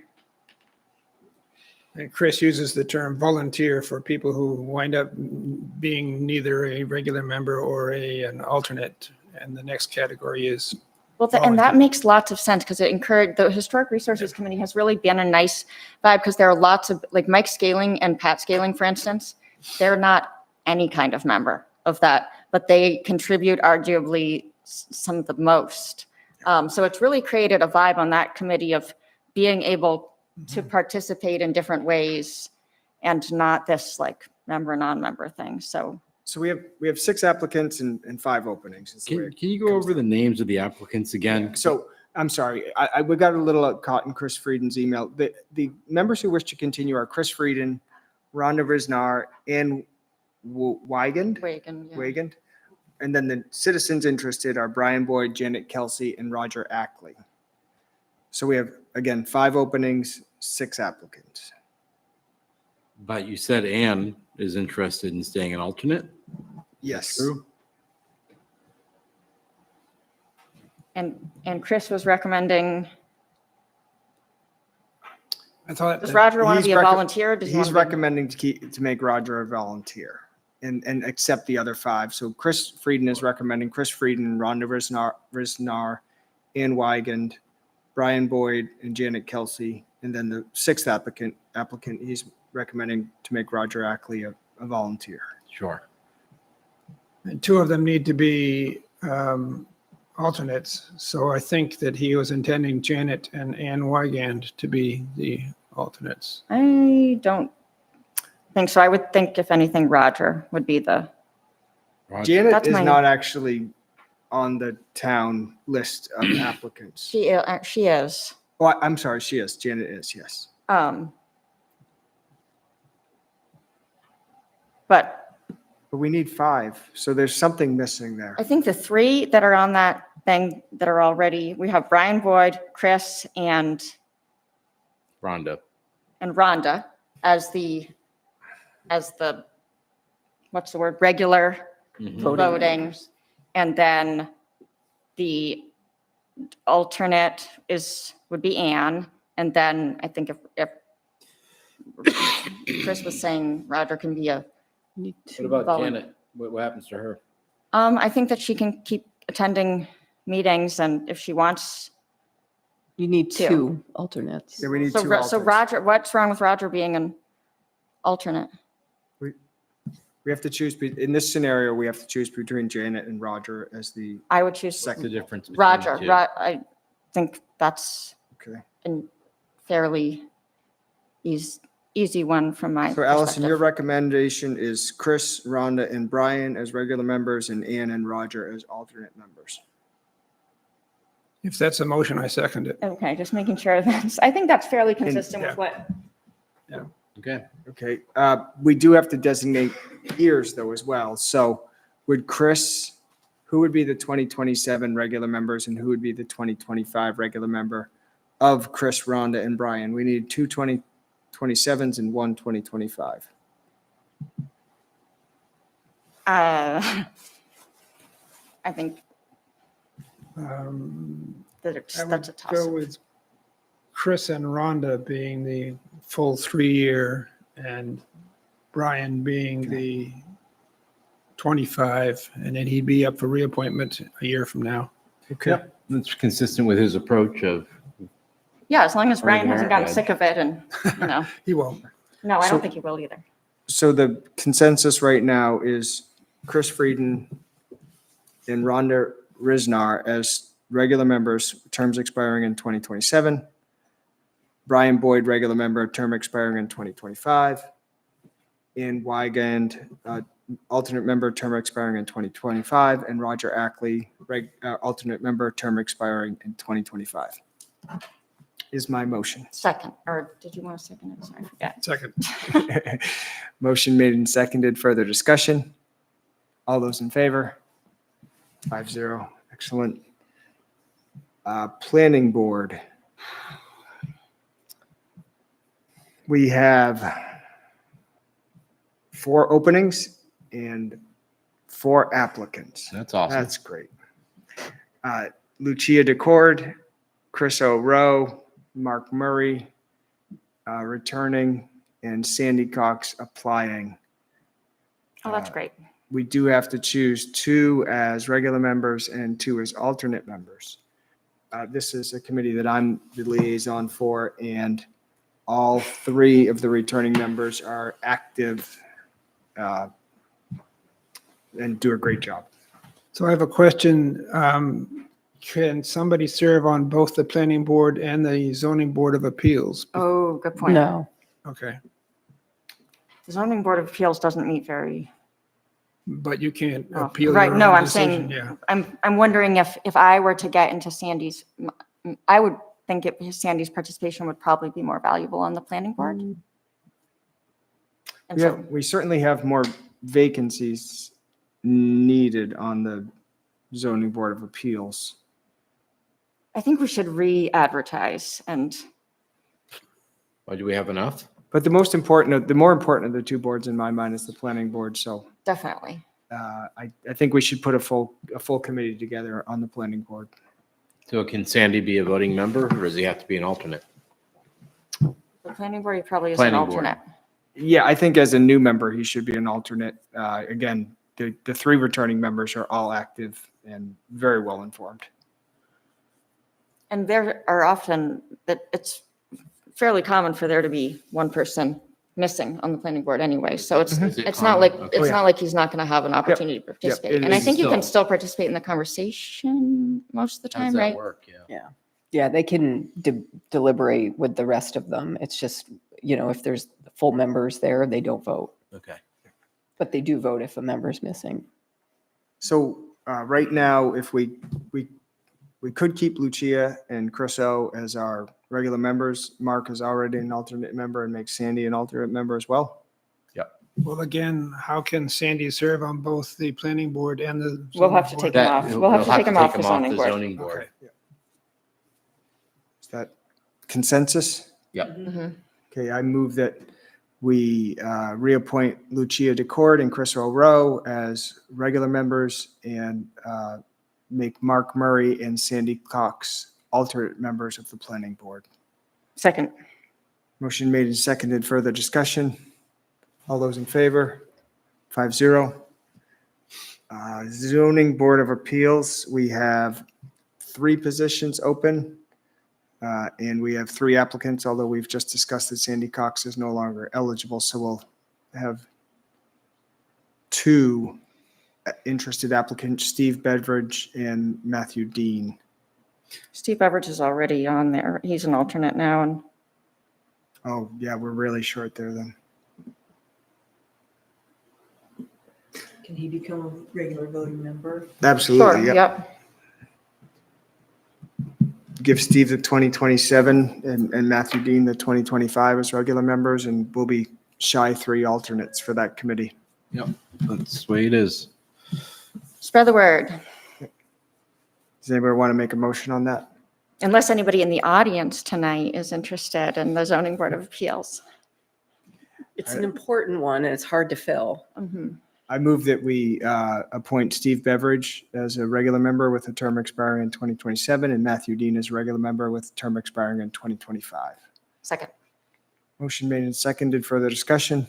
All those, oh, yes, Chris? One question. Now, if I get it that Sandy could not be on the board if somebody was presenting something that got disallowed at the planning board, but if there was something that happened on the planning board that he wasn't a decision or voting member of, could he be able to decide that as sitting on the zoning board of appeals?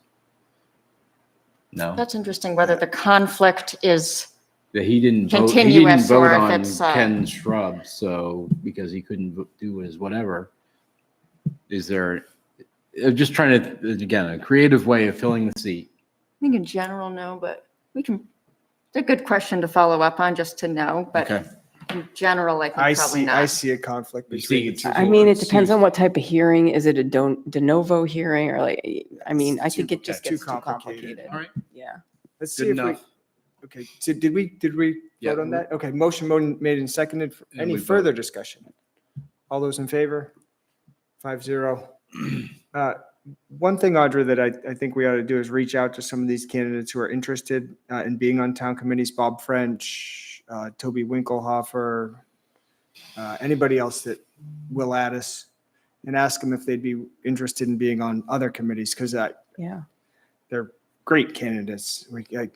All around, we had a lot of nice volunteer support. Great. Very much And appreciated. maybe Bob would be interested in doing the zoning board. You said it doesn't meet Bob- that frequently, right? Bob would be great on that, Mhm. definitely. So And they can also ask to be kept on the committee lists They too. With the zoning board of appeals, for example, if it was Bob French, are those meetings held in a way that he could attend from afar, or does he have to be in person? All of them, you can All now of them are- participate remotely. Yeah, So there's that Zoom might participation. help too. Again, another Yeah, he'd be good at word that. of encouragement for that if he wanted to do it, given that's a committee that has impact and needs people. And I guess Gary Fowley too. yeah, anybody who we didn't But select for. we really committees, want Gary lots. Fowley to participate in the Pathways Committee though, so he might not have time, but, Still ask. I still think Yeah. we Why should not ask. ask? oh yeah, Any other discussion on committees? I think we did pretty good. I know it's not an easy task, for sure. Lots of well-qualified people. And much appreciated, like I said. Item 8A tonight, discussion is the update from the assessor on the 2024 reevaluation. I see Carrie in the audience. Thank you, Carrie. Would you mind coming up and giving us a update?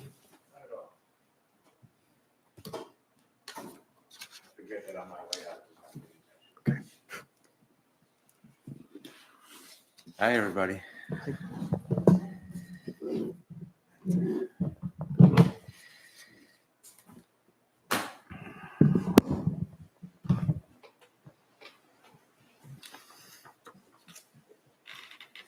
Well, thanks for having me. There's a lot of assessing stuff going on. You probably have some questions. But let me start out by giving you some facts and figures. For some of you, you've heard some of this before. It'll be a refresher. For others, it might be new. Feel free to interrupt me in case I glance over something that you want a little more information on. So the average increase in property valuations in Camden is 44%.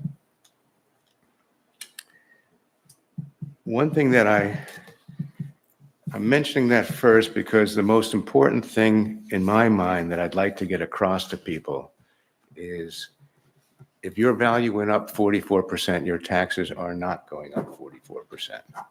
The mill rate will go down substantially.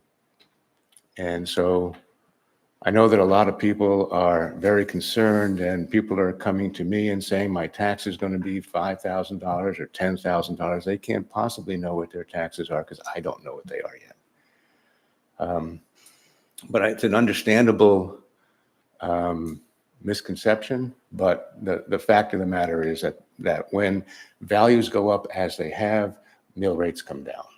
And so I don't know what the exact number is going to be, but I do know it will be substantial. So I hope everybody will relax just a little bit. Some people's taxes will go up. Some people will go down. Some will stay the same. But the fact that, yeah. Carrie, can you just to put this into context, can you give us what the overall percent increase was on evaluation? 44%. 44%. Oh, I'm sorry. Of course, you said that. I see what you're saying. Got it. Yeah. So people can look at that relative to their own. Yes, thank you. Yeah. I mean, I have a few specifics here. So overall was 44%. Residential non-water was 47%. Residential on the lake was 33%. Residential on the ocean was 42%. Vacant land, and this was the kicker, 72%. Wow. And that kind of surprised me. And so I pressed KRT for more numbers on that because it did that with land going up 72%, that touches everybody. And so, like I said, it was based on, in my mind, not enough sales, but then so I had them do the backup work on there, which is basically a land residual technique of assessing. And you do that all the time when you don't have enough land sales. And basically what that works is, let's say somebody paid $500,000 for a property. And we know that the building or all of the buildings is worth $300,000 and the rest is attributed to the land. And so they did a land residual technique on every sale we had. And that came out, I have those results here.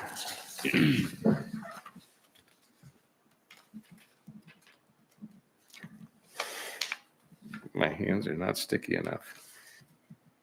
What That did you came call out to- that, land residual technique? Yes. Okay, thank you. Yeah, so, and the median of that came out to 90%. So had the basis for which they made the land values been wrong, let's say too high, that would have been over 100% or something. 90% was quite modest. The mean ratio was 93%. And it had a C, and I'm throwing a lot of numbers out, and you can Yeah, ask this me what is- these mean, but the COD was 16.94. Now, the state statute, COD is the quality rating. It means coefficient of dispersion. And that's why we call it a quality rating, because the other name is a little fancy. But the state statute requires we have a COD no higher than 20. So anything less than 20 is good. And it basically, that coefficient of dispersion is the difference between every property's ratio and the median. And so then you average that out and you come up with the 16.84. So that, like I said, that was based on every sale that we had. So it justified, it very well justified the land value as it went. So But with the land, when everything goes up across the board, that's one of those examples of something that's really not going to change unless you only have vacant land. That's not going to change your relative position in terms of the, the portion of the overall Well- tax burden that you assume. that's, I think for most people, they just want to know how this affects, real world examples. Like what affects, They want to know how this affects your tax bill. right? And basically, if we had our tax, what's going to drive our tax bill up more are further increases in the town budget. No, Or- school no. district budget is a much bigger driver. That too. Or if your property value goes up, the average was 44%, and so my property value went up 51%, for example. So my relative portion, and stop me as soon as I say something wrong, is just got a little bit greater, and somebody else's probably got a little bit less. If somebody's property value only went up 30%, they're probably, and all other things are equal, if the town budgets and school budget and all that stays the same, they're going to pay less in taxes. that's right. Yep. That's right. But since we, for next year, we did have a little bit of a budget increase, so that will be a portion of it. But the predominant thing you would want to look at is, was your increase less than 44 around there percent or more than that, is going to tell you if your relative amount changed a lot or not. Is Yeah. that? Yeah, and like Audra said, I mean, the schools are a big driver of this. And not to pick on them, but 17 people voted for the CSD budget this year. Yeah, but that's that's all, how much the town pays total in expenses is a separate issue from how much of the share each property contributes. Right, the assessing portion of it is how the pie gets split up, not And changing the amount. When will we know the mill rate? Is that after we set the next budget? Well, the process is the hearings are going on now. We're doing follow-up inspections. Once all of that process is done, the hearings are done, our follow-up inspections are done, then we'll be able to come up with a final town valuation. And at that point, I can calculate the mill After the rate. hearing. but So you it's know, probably sort of now. mid-August. I know that the whole thing about we can't say is, I understand that, and we have to send these things out to everybody, and we say, we know, we don't know what your taxes are going to be. But the range of uncertainty is actually quite small, right? I mean, I definitely have an idea in my head, but I have no idea if it's going to stick. I mean, But I don't want to put a number out there that's going to be wrong. but it's going to be wrong by like a very small But amount. Not I agree with necessarily. Carrie. We're not doing that tonight. Yeah. What, did you see any anomalies, places that doubled in value? I mean, we have received emails from concerned citizens, and it's maybe just because they didn't understand the ratio effect with the mill rate. Did you see significant, like the So places that doubled or tripled in value that yes, would? but most of the places that fit that definition were land only. Okay, so it not might- residents. Right, it might have gone Okay. from 50,000 to, 120,000 or something Sure. like that. Okay, So that's most of it. And there are other large ratio ones, but that would be a property, say, last year, they only had 15% of the house done, and this year it's all done. So they had the land increase, they had an extra building, so most of the huge increases are explained away in that way. okay. But there are people that have like a 75% or 80% increase.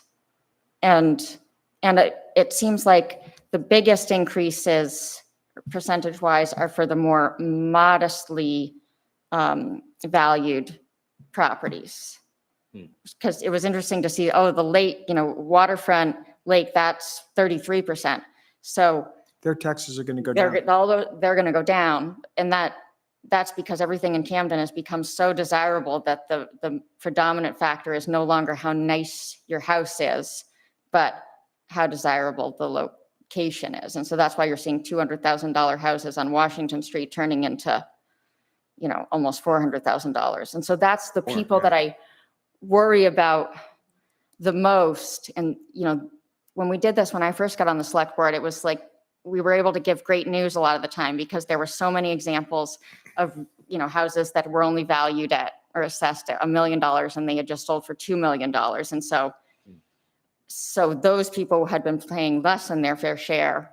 This time, it's almost like the higher value your property is, the more likely you are to experience a tax decrease as a result of all of this. And not a decrease, if not a decrease, a Same. a smaller, increase. But Right. also keep in mind those houses, if you're talking about a property that's worth $4 or $5 million and it went up 20%, that's a lot of dollars.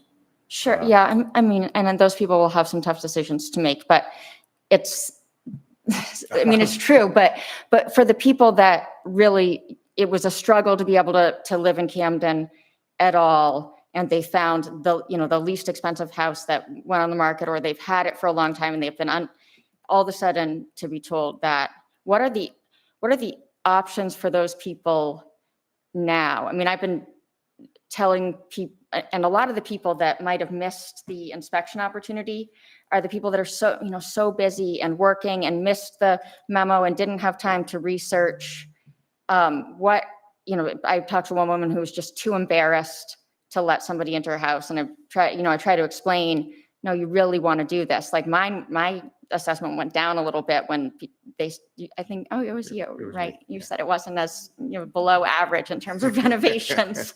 And so what are the options for there was a Friday deadline? Is that? Yeah, well, they Extended it all? extended that. and, Okay. It went into today, and then all the slots got used up. So instead of cutting it off Friday, they allowed the process to continue until the slots were used up. And that happened this afternoon. Is there still, it seemed to me like that was a very short period of time. Yes. The five business days from receipt of the thing or something like that. No. When I got it. It was almost 2 weeks. But it seemed very short. It does. It does. for It sure. seemed very short. For me, actually, with my receipt, it was 5 business days. It's the mail, but whatever. It's the mail, and it was still a very short period of time. I know I had a busy week. Yeah. Maybe other people did too. Yeah. Is there any way, because of the large variance, what Well, people experienced, is there any way to extend those at all?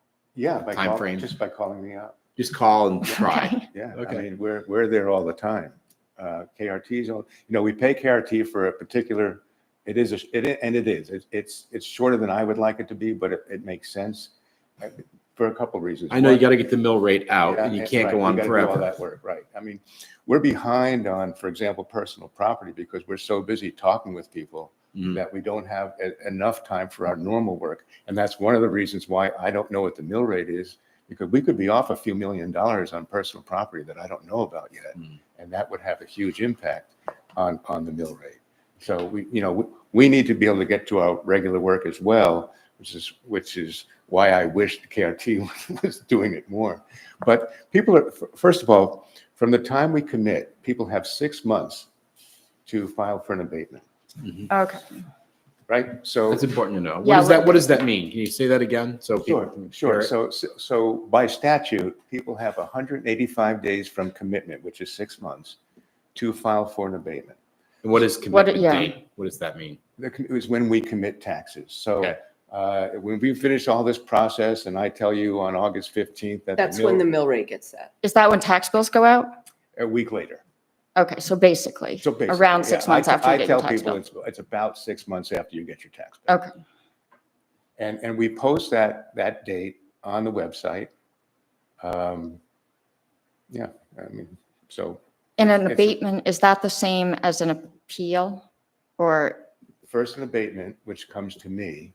If I refuse the abatement and you want to go further, then you appeal that to the Knox County Board of Assessment Review. okay, now an abatement can be made on the grounds of, Any grounds, any grounds. Inability to but they- pay? But no, I'm sorry. Okay, not any grounds. To correct any mistake in the assessment. So we have you down for 2 bedrooms and you've got 4, or vice versa. We've got you down for 4 and you've got 2, or they think the house just isn't as nice as we have it described in the, so if somebody thinks that the fair market value of their home really isn't what, You said it better than I did. That's Okay. exactly right. And Carrie, that's till early February. People have until early February to, That's probably where it's going to work out, yes. okay. and now what about somebody who's having a really hard time Good, paying because I their wanted to taxes? respond to what you said Okay. before. First of all, not heartless. I want, oh, I don't think you No, are. I know, but I Okay. was accused of that earlier today. Okay, What? heartless. Heartless. Yeah. Okay, good. Look what I'm doing to people. I'm not doing anything to people. What I am doing is applying the law evenly, fairly, and equitably across the board. The state constitution says that we have to assess at market value. And that's what we do. When the market goes up, the assessments go up. The market goes down, the assessments go down. It's totally analytical. That doesn't mean there's no compassion for people who are struggling, and there are many who are. I talk to them all the time. And it's not a pleasant thing. The state does not have good alternatives for them. I spoke to Vicki today. Now, Caitlin and I have done a lot of research into trying to figure out, because I'm active in the legislature, and to try to figure out what can be done, because the state just isn't doing it. There are 2 programs out there, one that everybody hates, the tax deferment program. And the other one is you just have to be too poor to get in, the tax fairness credit program. And that's it. That's basically all there is. When the legislature created that stabilization program, it was like a cruel joke on people because they knew they couldn't sustain it. The state couldn't afford it. So something else has to be out there. So Caitlin and I started studying what other states are doing, but we're so busy normally, it was hard to do that extra work. So I've been trying to get the legislature to put together a task force to study what other states and even countries are doing. And Vicki has agreed to work with me to make that happen. That's good. So- Now, there are other programs that are available for people too. Like, I think I have yet myself to do the veterans. There's a veterans piece that you can do to reduce your taxes. Yeah, it's not. There's the homestead piece. So the veterans exemption is $6,000 off of your tax, not off your tax, but off your taxable value. Value, You know, right? and that's not much. No. There's a homestead is 25,000. Yeah. And if you're legally blind, you can get an exemption worth 4,000. Those are all the personal exemptions. That's it. That's it. And now, can you explain the deferment program? Yeah, so the deferment program basically is this: the state will pay your property taxes in exchange for putting a lien on your property. So, and there are different kinds of liens. I'm not that familiar. This is like a friendly lien, if there is such a thing. And so that when your property transfers, you either die and it goes to heirs or you move somewhere else, then with the proceeds from the sale of the property, you have to, did I do that? No. Okay. With the proceeds that come from the sale, the state gets reimbursed plus interest for what they paid on taxes. So in essence, you never have to pay property taxes again. Carrie, let's just take a quick pause while Verne gets this back up and running, just because I do think a lot of people are really interested in this. I would hope so. I would Yeah, expect so. and Yeah. I want to make sure that it gets on YouTube. Absolutely, yeah. Did that kill the YouTube stream too, or just the Zoom? Okay, then we, Okay. okay, So no one thank you. was So let's infected. carry on then. Okay. As long as it's on YouTube, that's the resource I document. was responding to Chris's question about the deferment program. So it has income limitations. Now, after they killed stabilization, they greatly increased it. For example, it used to have an income limitation of $40,000 a year. After they killed stabilization, they made that 80,000. Also, you can have assets, liquid assets, up to $100,000. And this is for a couple. It's slightly less for a single individual. So while that seems like a generous, it seems to me like a fairly generous program, I have yet to talk somebody into it. I tell them about it, but most people refuse it on a few grounds. One is that they want to leave the property to their kids. So if they're building up a lot of debt on it, then there's going to be less to leave to the kids. Or if the kids take the house, they're going to have to pay it. And then the second objection that I learned of when I was at a hearing is that, so say somebody has to go into a nursing home. They might have used up their asset in this program and no longer have what it takes to get into that nursing home. So it's really not a very good alternative. But in looking at other states' programs, what we have against us is we're the oldest state in the country. So there's a lot of people that would be eligible for some kind of relief at 65. Oldest state as far as the residents. Yeah, right. Not as far as into the union, right? Right. So that goes against us. That's tough. And we only have like 1,300,000, 1,500,000, something like that. So there's not a large pool to draw from.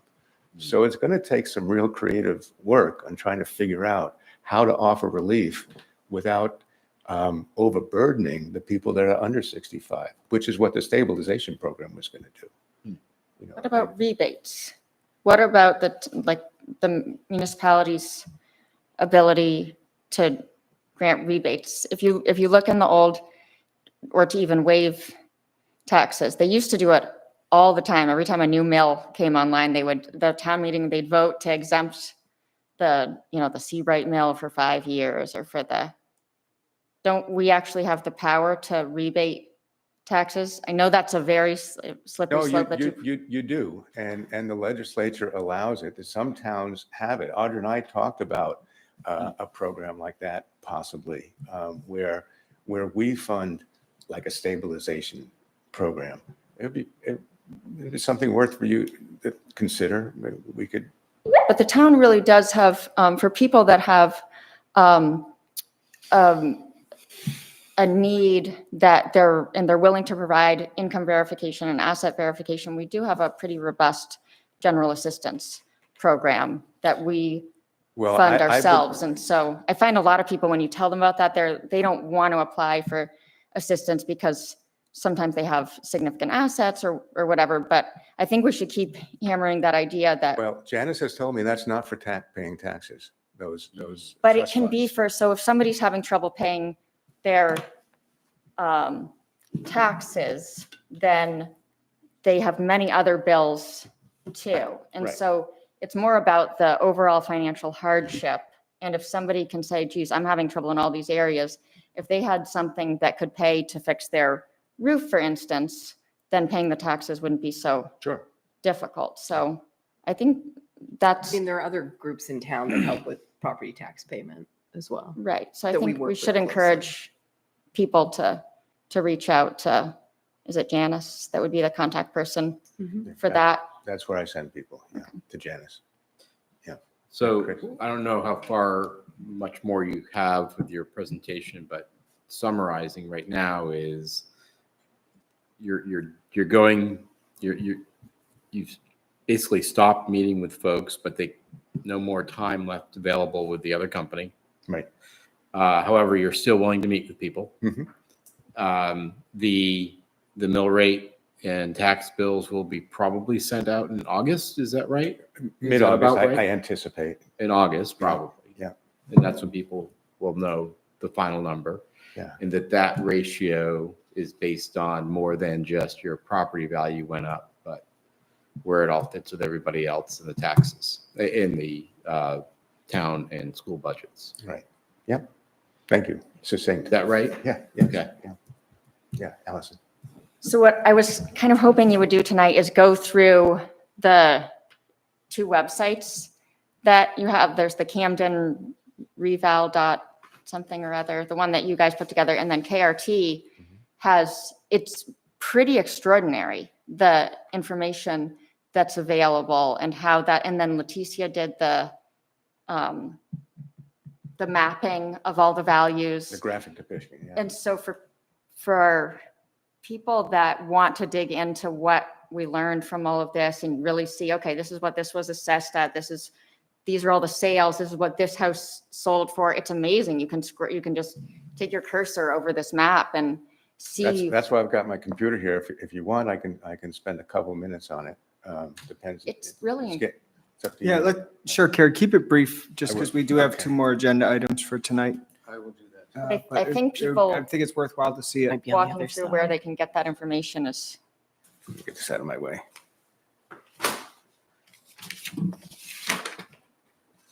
Yeah, there it is. I mean, it was even better. It was better than last time. You liked it better I mean, than it's last time? I really, didn't yeah, like you it. really I want, I mean, there's just so much, there's like a whole, many college research projects there, and it's really very, very good. I liked it better last time. I feel like last time it didn't, I couldn't find any sheet Anyway. that said That's- old and that's- new value. Do we have to do anything? Maybe I didn't find the right Oh, there we information go. last time. There we go. Everybody gets to see my password. We can't see it, don't worry. It's long. Chris can audit whether it's It looks secure enough. All right, so to get to KRT, there are a few ways, but to go directly there, it's krtappraisal.com. You go for taxpayer information, down to Camden. And now over here, these 2024 values, you can look up anybody's value in town by location, by map, and by their name. But what Allison was talking about is this right here. It's a Power BI. It's amazing technology. So you can look at right now, we've got all 87 qualified sales over the last year in town. And you can see that we had 87 of them. Just above it, you'll see that the ratio on those 87 sales is 96%. Just to the right of that, you'll see what the ratio was before we did the revaluation, and it was 65%. So if you want to see single-family homes, whoops, I don't know how that happened. This screen's so impossible to. I don't know why it's doing this. because you're presenting. Right. Okay, do that. Oh, there we So go. you can see like this is All what right. it was assessed for and this is what it sold for. So the most popular land use is single-family homes, so let's go to that. And, well, this is really messing me up. There we go. So we had, whoops, this is Sorry. great. So Carrie, we can't see on the screen. Oh, you can't? The most important thing, I think, is that That you can they go go to there. KRT appraisal, they can click on Camden, and they can get some comparisons on their own, and see their own property for that Right. matter as well. Exactly. And this chart, the only thing I want to say about that, Tom, is if you look on the right, those are the sales. So everything you pick on the left, single-family homes or everything, you'll see what sales went into those calculations right there on the right. Because everybody wants to know what sales you used. They're all right there. Excellent. Yeah. And was there another website you wanted to show us? Just very quickly, CamdenReval.com. Did I spell it right? Yes, I did. And this is a website that we created just for the reval. And in here, we talk about why we do it, how we do it. Caitlin and I made a few videos that take you through the fundamental part of the process. What we were attempting to do here was be as transparent as is possible. Hopefully we were successful. We put a lot of time into this. You can go over to the KRT website right from here, and then you're back over there. Excellent. So that's it.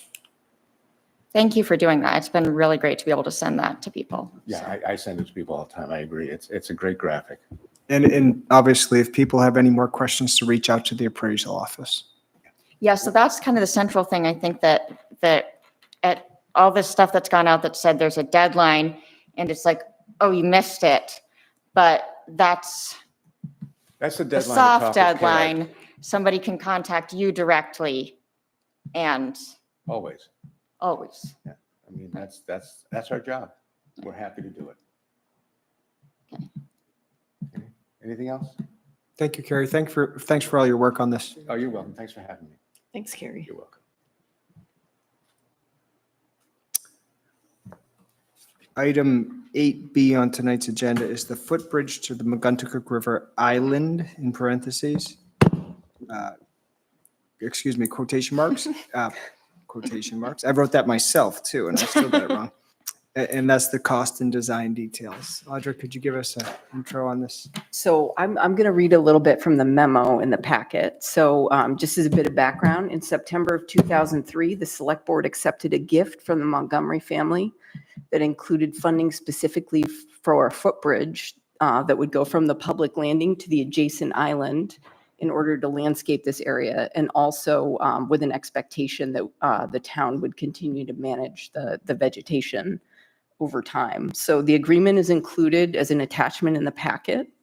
So the design for the footbridge was based on a quote submitted by Tom Jackson, and that design for that bridge has also been included in the packet. So the design was provided by Rockport Steel, who's fabricating the footbridge, and they developed the design in September of 2003 as well, or 2023 as well.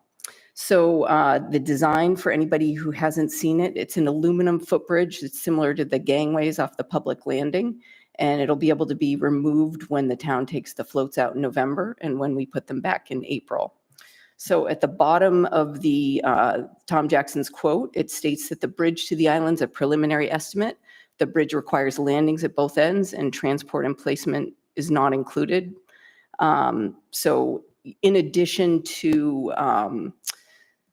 engineering needed to be provided for the landings. Also, any bridge, regardless of the type of use, needs a load rating. So structural engineer needs to do load rating. So there's another drawing in the packet that provides the engineering for the abutments and the landings. And we don't have the information on the load rating in there, but that work was done as well. So it was pretty clear in the gift from the Montgomery family that the engineering wasn't included as part of this. However, the town accepted the gift, knowing that that work had to be done. So we've gone ahead and done the engineering work, and Rockport Steel is moving forward on the fabrication of the bridge. So because the quote was based on that particular design, and was also based on having engineering work to be completed by the town. That's all moving forward based on that original design. And the additional engineering work is specific to, as I said before, the footings and how they're going to sit. So how's the bridge going to connect from the landing to the island, as well as load ratings to make sure that things like, the screws that are used to fasten the railings to the deck of the bridge can accommodate people walking across it. Thanks, Audra. Could we go through the budget briefly? The Montgomerys donated $157,000. Mm-hmm. 90,000 was for the dam and 67,000 for the bridge. Mm-hmm. So how much have we spent on the dam so far? 56,000. 56. Okay, so we still have some money left there to spend on the dam. And do we have plans to spend the remainder? Yes, so there'll be the 67 for the bridge and. No, I mean, the plans to spend the remainder of the dam donation. Yes, yes. So Knowles Industrial Services were able to fit this project in early to their schedule. So originally that work wasn't going to be done till later in the summer. And it was going to include everything from the gate installation to the repointing. So they were able to fit us in earlier to do the gate installation and as much repointing as they could do during that time frame when they were here. So they're planning to come back when there's free time in their schedule And they'll later. use up that entire $90,000 and the remainder of it's going to be for repointing. Yes. Okay. Yeah. So that covers that. Thank you. But with the gate install, is there a reason why they didn't, when that was done, it seemed like it was a semi-incomplete job where there was still the gap at the bottom of the gate that didn't. That's get not true. fixed. There's no gap at the bottom. It's There's the no gap. collar, there's like a cement collar around the opening to the sluiceway and where the gate affixes. Yep. And that's leaking as well as a number of other areas in the dam itself. Will that be corrected with the additional money that we have? The addition to spend No. up to 90,000? No, it and wouldn't that's not cover even the part cost of that. No. Do we have any plan to do that? To do It's that? a much bigger project And and a bigger much than- bigger okay. discussion. All right. So my follow-up question is about the 67,000 that they donated for the footbridge. Indicated to me that we're going to go over budget there when we take into account the 2 landing areas that we need the footings. Is that correct? So we're covering the cost of engineering and the actual footings, it's in-kind work that the Public Works Department would be doing. Sure. I'm just wondering, like, where does that whole budget stand? So we're going to spend how much of the donation on the bridge, or is the entire donation is going to be? for The bridge? entire 67, yeah. And is yeah. that, has Rockport Steel said that that's what the bridge is actually going to cost, or do we know that yet? We don't know at this stage. It'll depend on, time and materials. And do we know what the town is going to invest in this with the footings and the engineering behind those? Yeah. So I don't know yet. Yeah. Allison? And, are we keeping track of the time that goes into project? I assume a lot of this is not project management, the number of communications that you've had to have, the amount that the Public Works Department does. Are we donating all of that? Are we making an attempt to keep track of it? So Is we're it a doing, combination of things. because there was so much town staff time put into particularly the installation of the gate, we're documenting that cost and going to charge it to the project as well, because it was quite a bit of time. I mean, I've seen them out there doing all kinds of, so I just wonder if how much. But that none is. of that is part of the Montgomery's gift. That's stuff where you're just accounting for it internally on the town budget. Yes. Okay. This is what tends to happen with gifts, that it ends up taking a lot more time, than people necessarily realize when we accept it. And also, I mean, and this is a good learning experience. This was not how I would have preferred to have done this. It was all based on quotes. And I think everybody here who's done jobs based on quotes knows that that's not a sufficient way to plan a project or budget for a project. It's just an estimate. You need fixed price. You need engineered plans that somebody can put a fixed price on. Did I hear that you're going to be able to take the bridge, put it down and take it out? And if that's the case, why leave it there all summer? Why not do the work and remove the bridge? Crane it in and out. What was Yeah, that? yes, like, I don't know how long it takes to put floats in the harbor, but the crane is there to put the floats in the harbor. Is there a way to put it in so it's extremely temporary and the work is done, it's scheduled, the bridge is there, the work is done, the bridge is removed? Are we only landscaping once a year? I would assume that we're landscaping multiple times a year. My understanding is landscaping at most once a year, maybe even every 2 years. Once they do a major work, they wait for it to grow back up. Or when, right now, for instance, trash or various things will get into that island. The ducks from the duck derby now requires, to get all of that stuff, it requires draining the entire pond just to get out there. Kids get out there all the time and enjoy it, and it's an amazing area, but then they also leave things out there, and then people complain about, you know, unsightly things. And, but I mean, I think this, ultimately, if it's removable, the discussions about how long it stays or doesn't can all happen later anyway. I mean, if it's determined that it does need to come out, would that be possible? I tend to think that's not gonna. I think it would be a waste of money because there's no way that we can put everything that needs to go into the harbor in one day, get everyone out to do like an annual landscaping, and then come back and just remove the bridge. That's just not a very practical thing operationally for us to do. But we can budget for, if you want to come back in with a crane just for the purpose of removing the bridge and putting it back on the landing so that it is a very temporary situation. We can certainly on an annual basis budget to spend more money to do that. What is the benefit of taking out the bridge? Exactly. I don't know. It's just something that people are very concerned about, I guess. Yes, well, I've received a number of emails about this project. And it seems to me that the outcome would have been better if we had been offered a chance to review that here on the select board, because to my eye and for the purposes of this project, this bridge is extremely overbuilt and expensive and difficult to remove. And yet, to follow up on the wishes of the donors who expressly said several times it was not intended to be a permanent bridge, definitely not intended for the public. And the easiest way to prevent the public from using it is to remove it after its work is done. We've got specific meeting minutes saying that once it was gifted to the town, it was up to the select board to make a decision as to how it was used.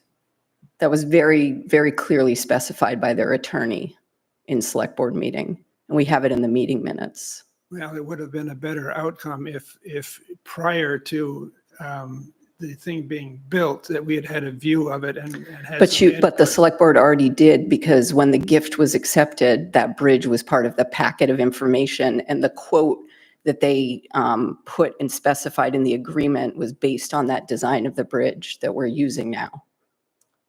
Based on the design of the bridge, which was created in September of Correct. 23. So that what's in your packet, that is the bridge that is indeed When was being, that presented to the select board, that the plan? during the meeting. I don't think what he's saying is I don't think the picture of the island with the bridge, this one. Well, that is not the design of the bridge. That's just how the bridge that's just the footings and how it's going to be aligned. That's not the design. The design is the Tom Jackson Rockport steel Previous design. page on the packet Right. is the So that's actual just the version. footings and the alignment. Yeah, that's. It's just, So is the thing built now? Because I'm afraid that we have just purchased a white elephant, which is going to sit there with a closed sign on it because. Well, that's up to you all to decide whether or not you want to put the closed sign on Many it. reasons. To me, it's a huge safety issue.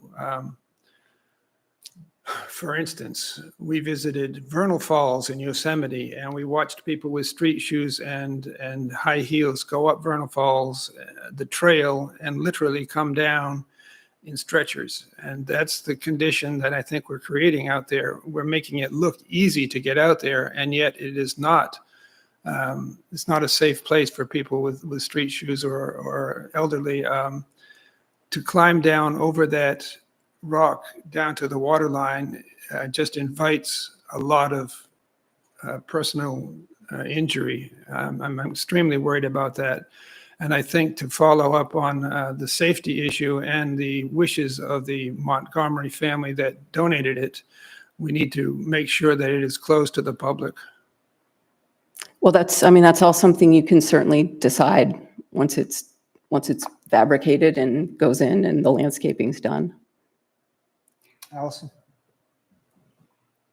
The dam itself, I know there's controversy about whether people should be walking on the dam, but I think everybody can agree that that's one of the most popular activities, to walk down that sluiceway.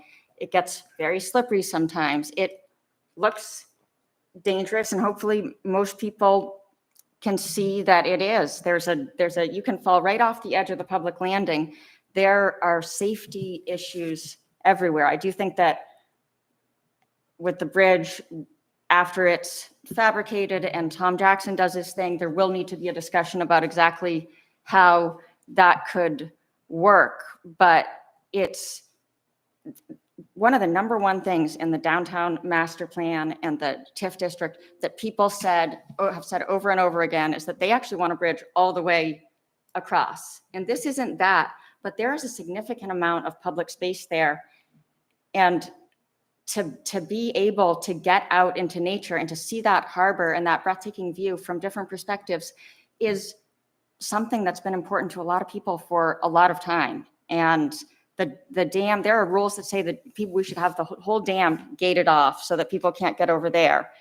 And I just think that that area is actually very underutilized. And this is a very long-standing problem that people have complained about the vegetation there. And they've said the county should do this or that. But this was actually a really amazing thing from the Montgomerys, because they said, let's try to fix this problem. And then Tom Jackson looked at it and said, how are we going to get people out there?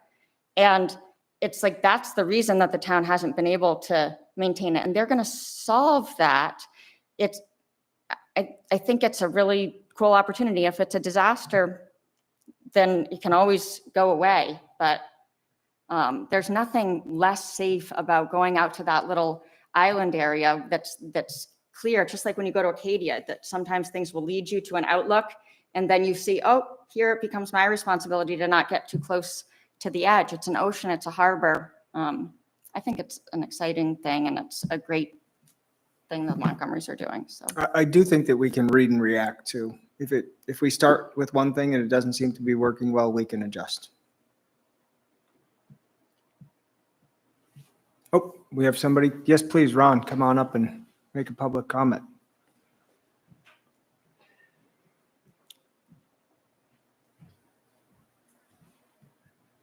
Ron Hawkins, Camden Citizen. I think we need to take a really careful look at where this got started.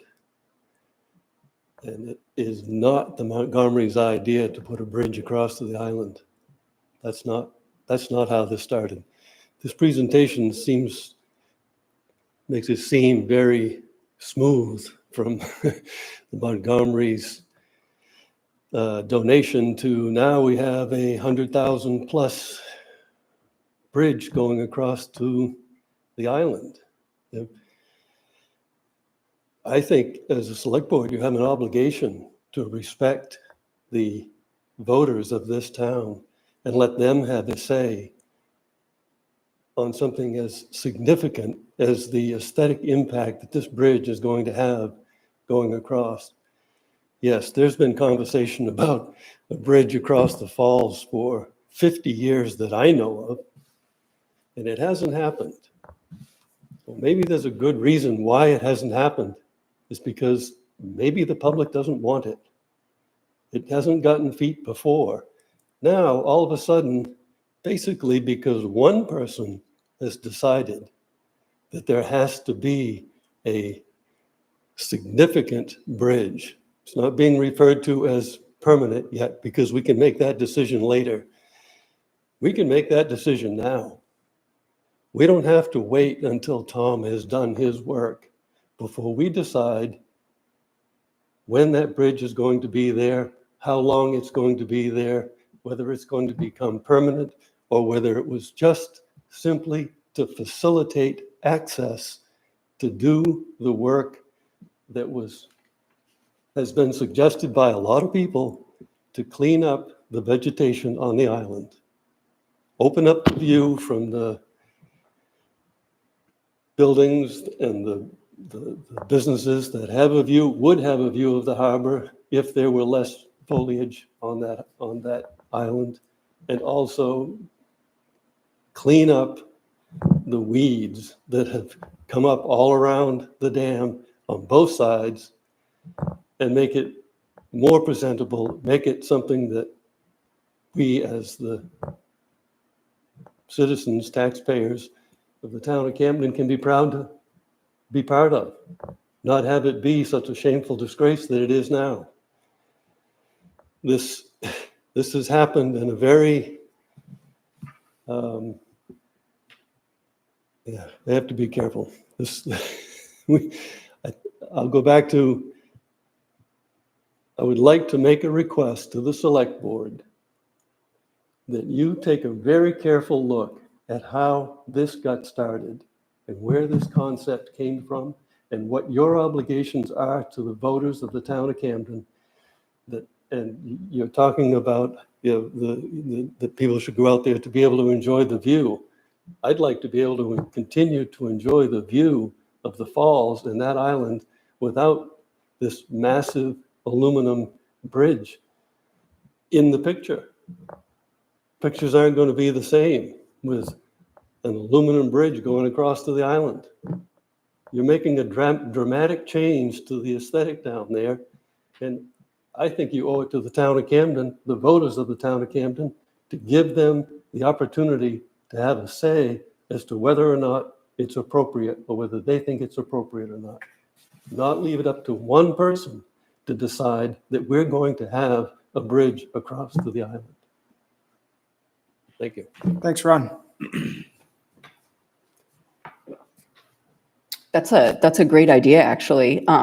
You know, it's the number one project that was voted on in the downtown TIF development plan. So that was approved by voters, and that was the number one project that they prioritized, was a bridge across the falls. The TIF, and this was another conversation that we need to have pretty soon.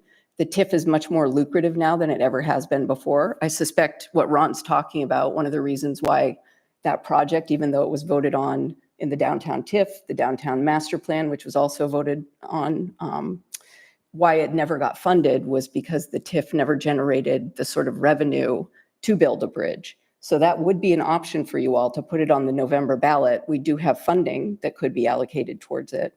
It goes out to voters and you could kind of settle this question for once and all. Yeah, I'm reluctant to put it on the ballot before we get something from MERCAC. I just think it's too related to the MERCAC recommendation for design in that area. And I agree with that as well. I'm just kind of throwing out an option for you all. Putting it to the voters, I'm definitely not opposed to it, but I do think that November's a little early to put a bridge on because it starts to make I would say design down I'm not there. unilaterally deciding. I'm trying to carry out Sure. what's in the agreement Yep. as close to it as I can. You can all make the decision to remove it, block it to the public, whatever you want to do. I'm just trying to get a bridge in there so people can go out and landscape it and keep maintaining it and cut weeds. Yeah, I'm with you on that. I don't think it's a one-person decision, and I don't. What's I the don't- projected timeframe For the bridge? Bridge. Yeah. September. I'm curious to see what it looks like, and I do think that we have the opportunity to look at it, see what the bridge looks like in place, assess the safety out there, and make a decision as a group how long we want to leave it in and what the access should be. And we'll take further public comment on that, including the comments from the donors. More? Yes, please.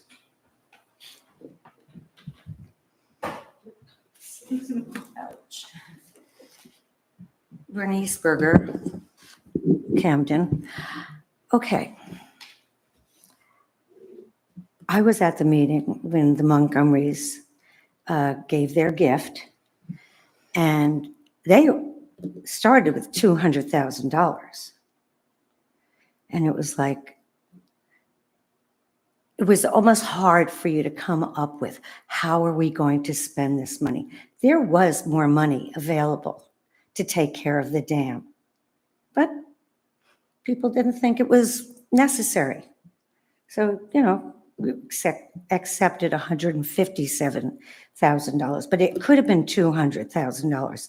And the work that there may not be enough money to repair the dam now was available.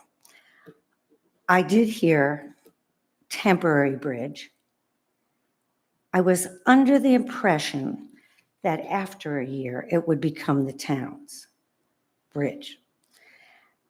So you've made a bridge that will work for you in the future, even though that was not the intent of the gift.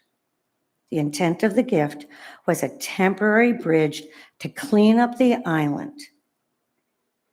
But now it's been made into a bridge that has all sorts of possibilities to get over to the island. I've never been over to that island, but I understand that it's slippery. It's a slippery slope. And if you leave the bridge there, that's just going to entice people. Well, why can't we go on that bridge? Why can't we go on that island? Personally, I think it's a bad idea to leave the bridge up. It's distracting. It's not attractive. And it takes away from what we're trying to create is clean up the island, have the water go over the dam once and for all. And it is frustrating that that is still not done correctly, even though we had the money offered to us and it could have been done. It's very, very frustrating to try to figure out how a temporary bridge now has the possibility of getting people, or where did that idea come from? It didn't have to be even a $57,000 bridge. It's very interesting the way money gets spent and who's making these decisions without the select board or the town. Bernice, before you go, I have a question for you. So I also remember the Montgomerys initially offering $200,000, and I remember it a little bit differently. I thought the conversation was a little more cordial, and it came to a nice resolution that evening. But is your contention that we could have fixed the entire dam if we had whatever the delta is, the difference? I'm not sure how far another $40,000 would have gone, but it's like you're looking a gift horse in the mouth and not accepting a gift.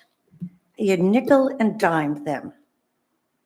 And it was like, well, we don't really need it. It was almost like they were, well, all right, we'll put this amount of money into it. I felt that they were very, very generous and that money could have been well spent.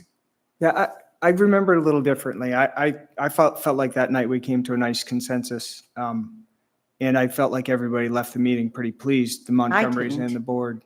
I didn't feel it. Sure.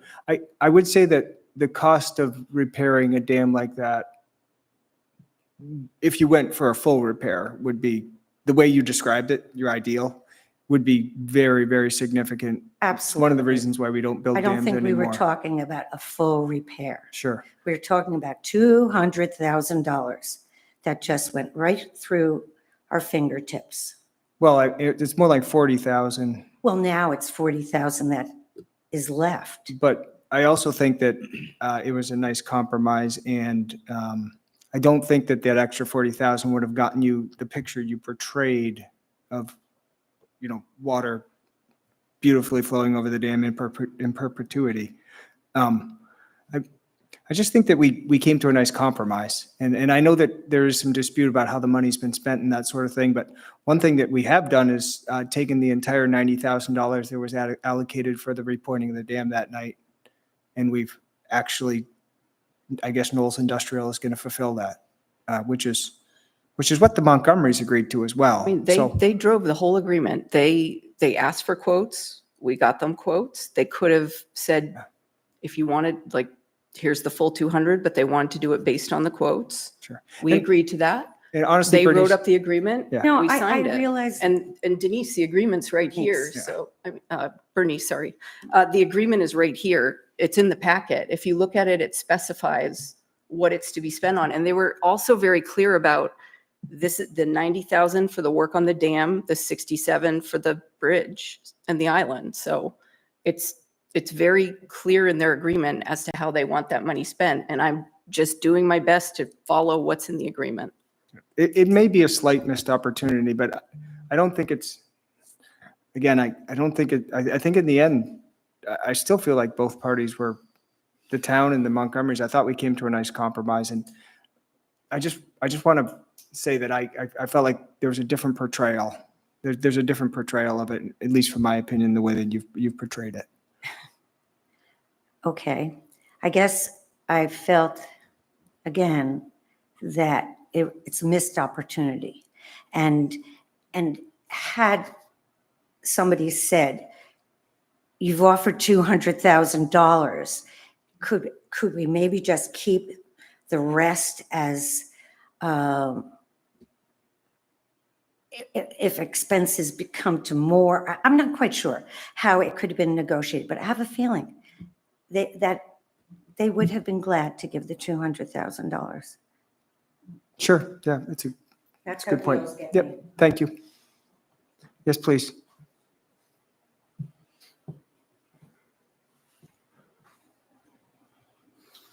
Well, I think that Jean Brewer, Camden resident, I think that Ron and Bernice and Ken said a lot of what I was going to say, and I think that Chris had some good questions and a good plan to take it out, put it in, take it out, because I think that was the intent and spirit of the gift. And this gift was an estate gift. This was something done in memory of their family. I don't think that they wanted to be taken advantage of. I think that a gangway, a safe gangway for the workers was their intention. And I think, I remember clearly the Montgomery sisters standing up here and trying to get that point across. And I think in order to get the vote to accept the gift, they finally were just saying, okay, whatever. And I think they were coaxed by their attorney to do that. But I don't think the spirit of the gift was to create a town bridge going to the island that also just happens to be, as Tom mentioned, is too contentious with what's going on with MERCAC. And the committee members themselves have said they don't want a bridge to be part of the whole plan for the river. So we're creating a big liability here. Children, for one. I know I talked to David Dickey about his footbridge. And I mean, he pays a lot more insurance just to have that and all of the precautions because of children going on it. And then there's teenagers. And I was a teenager. And I mentioned this before when I sent emails to some of you that, what an invitation for nighttime mischief and there could be a fatal accident. I don't think any of us want to, and especially not the Montgomerys. And I have talked to them since this has happened. And one of their concerns they said they brought up was liability. They don't want that responsibility to think that they gave money for something that was supposed to be a gangway to go out and clean up the vegetation on the island and in the dam. And they said they stressed that. So, I mean, they don't want to come here and argue about it. Nobody does. I don't even want to. But at the same time, we need to do what's right. And I think safety is huge. And I just don't like the idea that all of a sudden it became this possible pedestrian bridge. And if that's the way you got the vote, to accept it, well, then I don't think that was the spirit or intention of them donating. And I look at it another way. What if I left money for somebody to do something and to buy floats for the harbor? And then all of a sudden you built a pier because you thought you had enough money to do it, and maybe you could throw in some town money. That's not the spirit of the gift. So, but liability really bothers me. And I don't want to be pointing the finger and blaming anybody. And I certainly don't want the Montgomerys to feel like they were taken advantage of. And this was supposed to be a gangway, because I heard gangway a lot and I heard temporary a lot. And I know there was frustration that night when they walked out of here. So just, that's what I have to say. And I hope that, you said Ron asked if the decision could be made tonight, what kind of bridge it's going to be, what it's going to be used for, when it's going to come out. I mean, why are we prolonging it? Is it because you want a public hearing about it? I mean, I'm just not sure, because we know what the intention was of it. And it went from, I'm not sure how it got from gangway and then footbridge, whether that was what. That's what the Montgomerys Jackson- used as the language in their agreement. Their attorney wrote Well, footbridge in their I saw agreement. another agreement too, where it No, said in gangway. their agreement, it says footbridge. Okay. I don't know if anybody else has a copy here. Everybody does. It's in the packet. Okay, because I think there were two. Maybe I'm thinking of the gift. No, When- this is the gift agreement. It says footbridge. There's It's one right, that says it's right here, gangway. Jean. It says Let me see. footbridge. Their attorney wrote Just a it. moment. Do you have a question for Jean? Or Footbridge. just a comment? The Montgomery Falls Island. Oh, so that's not the, This is the- that's not the Keep up here, estate. Thompson. This is the gift agreement that their attorney wrote up. Their attorney wrote this agreement. and Because I have used the another, term I have footbridge. another paper. This is what too. they signed. See, they signed it and I I signed do, it. but I also Same. have one that says, that says gangway. So this is the official agreement. Okay, so maybe that went after they were here. Jean, hold on a second. Allison has a question of you. Please. So I know for me, like with terminology and the harbor and gangway and ramp, and I've been corrected a few times. What do you see as the difference between a gangway and a bridge? A footbridge, when I think of footbridge, I think of pedestrians, Like And that's- permanent or? a pedestrian bridge. Because what I've understood, Because if that's what if it's going to be open to the public, I mean, I'm totally opposed to it. yeah. You know, I- that's the big liability issue. If it's used just for the work, and obviously they're taking a risk to take the job and do the work, and there's some kind of insurance, but to leave it open to the public, it's just, to me, it's a liability, and it's going to attract problems in the future. And I don't see that, and I do see it as a disruption in the flow of what we have in the harbor there, to have a big metal bridge there. So if you could just have it in and out quick, I think I a mean, lot the of people could be gangways- happy with that. The gangways stay in for the season. And I think that with, in terms of safety, the other thing that we have to consider is that I'm not aware that we're allowed to just have lay some planks down, or it's a wider span than is kind of visible in some places. And so it does, in terms of safety, if it needs to be safe enough for the workers and it needs to be removable, which was stipulated and is important, then I don't know where the opportunity is for a bridge that's safe enough for workers, safe enough also for the future, where our Parks and Rec or Public Works Department or whoever is going to also be able to use it, no matter how long it stays in for, it has to be safe enough for the people that need to use it. I agree with you that we don't yet know whether the landing area can be configured in a way that's going to be safe for the public, and that will have to be decided later. But we do know that the bridge itself has to be safe for workers. And so there are standards for that. And as with everything, a lot of the time things need to be overbuilt, so to speak, to meet codes. And I think we really have an obligation to make sure that it's safe for whoever is going to be doing work there. Well, I can't make a decision, and I'm not going to stand here, trying to say that I am, but I did want to give some input. And I just really think it needs to be, I thought tonight was the discussion for this. That's what I thought was going to happen. And I guess that's what we're having. And then maybe it has to be an action if you vote on whether it's going to be public. At some point, I think you're right, Gene. I think we do have to have an action item for it, or put it to town vote for that matter if it gets that contentious. But I like to think that this is a board decision at some point, yeah. But discussion for tonight. We're looking for public input. Thank you. Ron, did you have something else you want to say? Briefly, just we're getting late.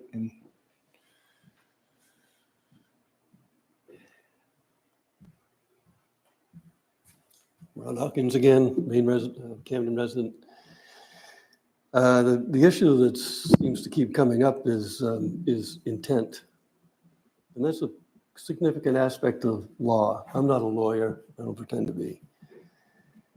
Don't think the Montgomery family's intent was to impose an aluminum span across the falls, even for anything more than temporary access to do the landscaping. That was their intent, was to clean up the island and the dam. That was their intent. It was communicated clearly. What you have written in an agreement, okay, we can argue about the difference between a gangway and a footbridge and a bridge or pedestrian access. We can get sidetracked into that hole, but the intent of the Montgomerys, I think, needs to perhaps be revisited and make sure that we are clear about what it was they intended to see happen there. As money has been spent on repointing the stonework on the side of the falls, there hasn't actually been, to my knowledge, any money spent on the dam other than on the gate. And I'm not sure that any of that was Montgomery's money. I'm not sure that we've actually spent any Montgomery money on the dam.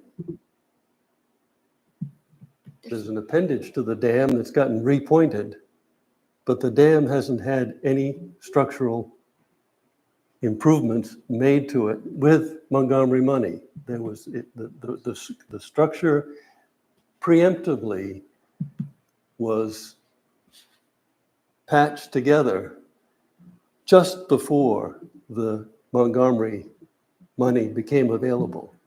That makes me raise an eyebrow. Wonder, and this isn't like this is going on behind the scenes. It's all happening right in front of us. It isn't like it's being hidden from us, but we're just not addressing it. I will appeal to the select board again to go back to something that resembles standard parliamentary procedure when it comes to something that is impactful as this is aesthetically. And if we need to reconnect with the Montgomerys and with their lawyer so that we are clear about what their intent was, then let's do that. Because we're arguing about what the Montgomerys' intent was. That's not for us to delve into. We need to hear it from them, what their intent was, and understand clearly that their intent is being carried out. Thank you, Ron. None of that spillway work is included in any of this, the work that the Public Works Department did on the spillway just before or I guess I should ask, I don't, The quote didn't include spillway work. The Right, that spillway was- work was done prior to right, the letter and the initial letter, which is or right around the same time of the letter. fabulously expensive, and the reason that select boards since eternity had said not to do it. But I would question whether or not, I mean, our Public Works Department decided to take it upon themselves to try to create their own solution to making that look better.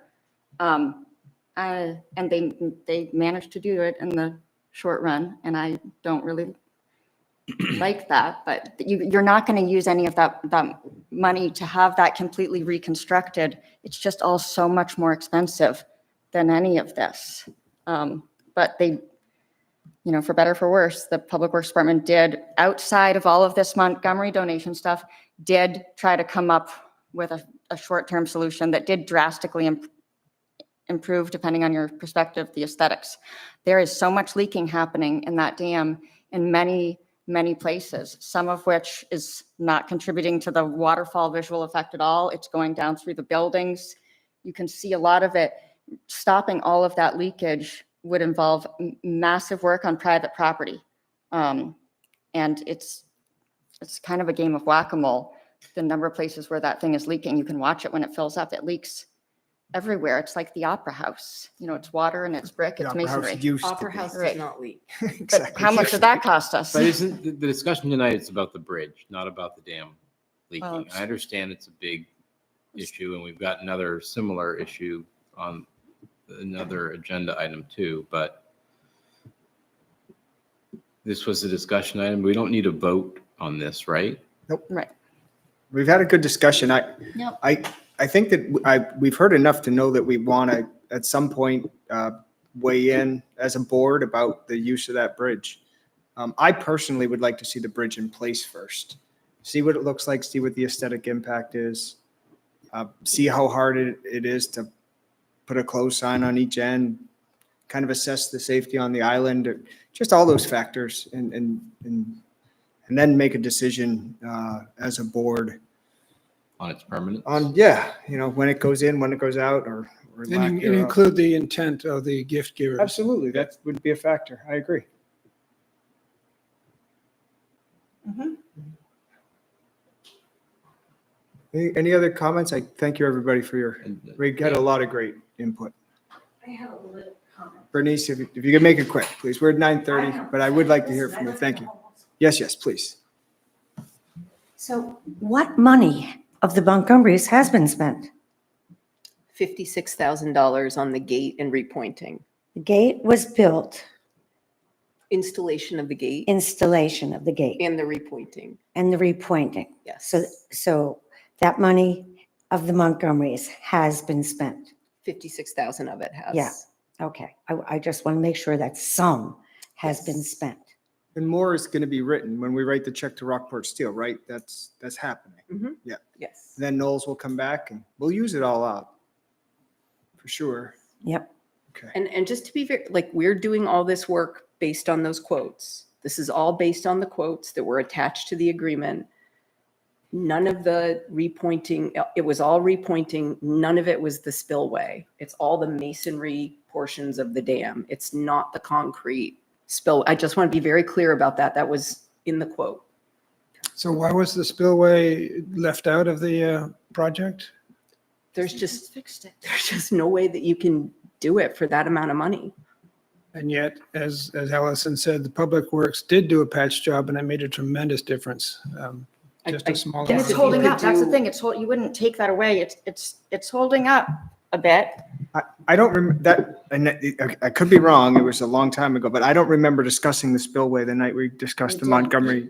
They just Yeah, don't- it happened around the same time that the Public Works went ahead and worked They on the just- sure. right-hand side of the spillway, evening it up. It was right around the same time the letter was.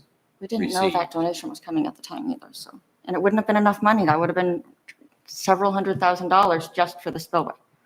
I mean, the repointing is, Very expensive too. it's good work though. It's good work that's gonna hold up versus a patch job that isn't. Doesn't, well, it's the dams, some of it's already fallen out, but whatever. I mean, Well, I mean, it's the intent of it is work that's going to hold up over time. The repointing work some of it does. for the masonry. It was done about a decade ago, but Anyway, let's Yep. let's move on. on. Good discussion, everybody. Thank you. Thank you for all the input too. 8C tonight is the letter from the Town of Lincolnville Select Board, which is the last page of our packet. I will briefly read it. It's addressed to the MERCAC Board and the Select Board, to the members of the Camden Select Board and Megunticook River Citizens Advisory Committee. After reading MERCAC's most recent article shared in local news media and discussing the matter with the others on the Lincolnville Select Board, I'm writing on behalf of the Lincolnville Select Board to reinvigorate the conversation we left off more than 2 years ago. We found our Megunticook River Watershed Project website. We found your Megunticook River Watershed Project website interesting and informative. We applaud the effort you have put together as a means of reaching out and educating the public. It is interesting that within the site that there is a statement working with other towns that share the Megunticook watershed is an important part of the future planning. The town of Camden has worked closely with Lincolnville and Megunticook and the Megunticook Watershed Association over the years to plan for appropriate lake level policies.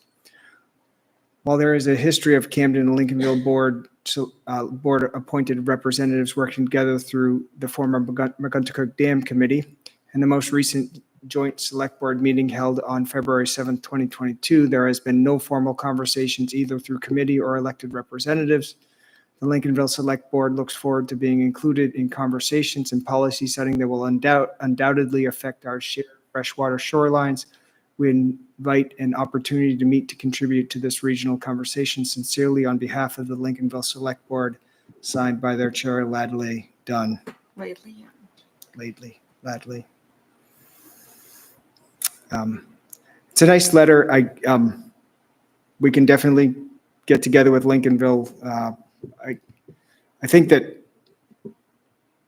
everything that we've talked about as a MERCAC board has been below the Seabright Dam. It does have a very limited impact on the Megunticook Lake. I guess you could argue fish passage, but other than that, I don't see a significant impact on Megunticook Lake by the decisions that are before the MERCAC board. But absolutely have no issues whatsoever getting input from Lincolnville, Hope, and any other municipalities that might be affected above the dams. Allison? so I see it differently. I think that there's been a real lack of watershed level planning. It's why the Conservation District was eager to apply for funding for a watershed level management plan for everything from, water quality to invasive plants. Most other watersheds have that kind of watershed level planning. The Megunticook Watershed Association has done a lot, but they've also had a lot of transitions. Right now they're down to a part-time executive director and they can really only do so much. The fact that Megunticook crosses 2 counties, 2 congressional districts, 2 towns, the lake, then we have a little bit of hope as well. But I think that at the time, MERCAC, when they started, they were really given this direction like Camden, Camden, Camden.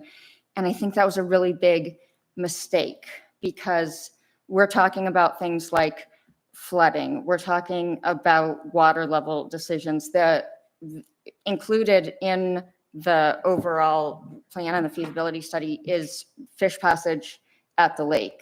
The ability to plan for fish passage at the lake opens up massive funding for all of the other types of improvements that are needed at that dam, both of the lake dams. The Megunticook Watershed Association has sent letters saying that they want to see the modeling that was done in the lower part of the river. They'd like to see that expanded to the lake as well to see what different flooding scenarios are. The dams are very, very undersized. The spillways are undersized. They have a really smart engineer, hydrologist who articulated this all very well. But overall, what we do in Camden does affect Lincolnville, and what Lincolnville does affect us, and whether we want to plan for it or not, the opinions of people in Lincolnville, even the funding opportunities that they have for a culvert in Lincolnville are impacted by the types of fish that are present in the McGonagall watershed or not.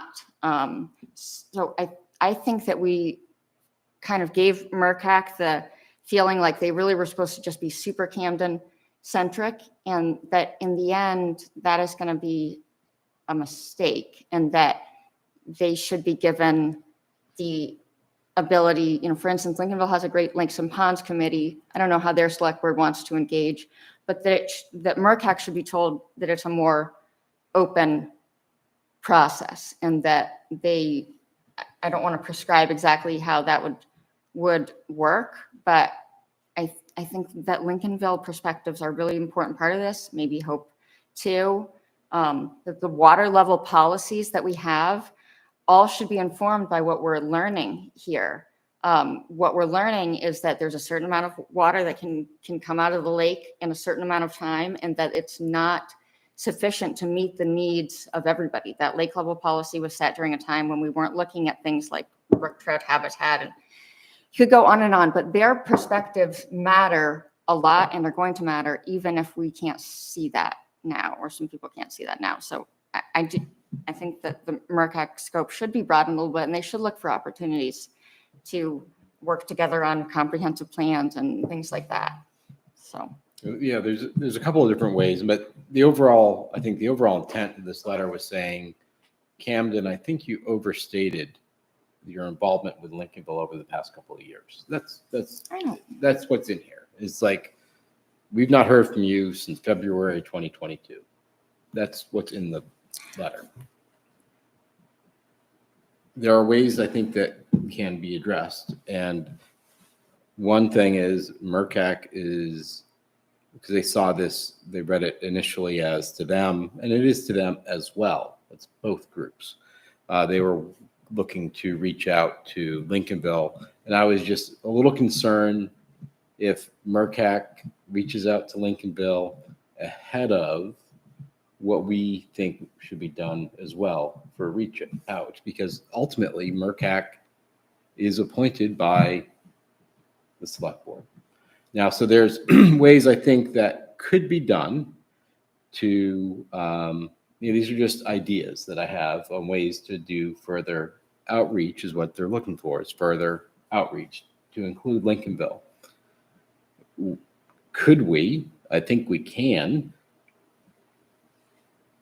increase the membership in MERCAC to include, this is just me thinking, include an abutter from who has property on the river. I don't think we have one in the committee that goes from, one dam to another, the dams on the lower part, there's nobody on the committee who owns property as a resident from Montgomery Dam to Powder Mill Dam. There isn't. And then maybe we should have one, add it to the committee to give that section of the river representation, as well as the upper end of the river from the east-west dams down to Shirttail Point, essentially, a resident from there, add them to the committee to give that part of the river representation, and they can also do outreach. And the same thing is in consideration of the McGonagall watershed group. Should they have membership on MERCAC? These are just, questions that I have. Could it be done? We're going to take a little, I have not presented that concept at all to MERCAC. This is the first time anyone's heard of that. But is there a way, and the other thing that was mentioned in the letter, again, back to the letter, is that there used to be the dam committee, and we haven't done much with the dam committee. Allison and I were on it, but we haven't, as liaisons, but we really haven't driven anything forward, and that's what we're going to be talking about, the policy rewrite for water level stuff. And I think when we were talking about committee membership, that maybe, Allison and Ken might want to go let's, reinvigorate the dam committee. That's what Lincolnville is also talking about here. So there are just, sorry thought you about and the I were gonna be shotgun on the dam approach, committee. but there's multiple avenues that we could do to further the outreach along the river.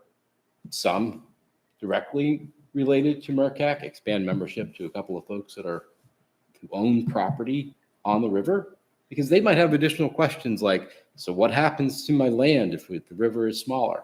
That's a question that's not yet answered, that people maybe would have who own. I own property there. I would gladly participate. But But- not all of our neighbors think exactly the same. People have different questions along the same section of river. Yep. But what this letter is pointing to, and it goes back to the other letter earlier on in the meeting from MERCAC, they wanted additional time to do more outreach. Lincolnville is saying here, hey guys, I'd like to have you guys do more outreach to us, the select board. We haven't heard from you officially since February 2022.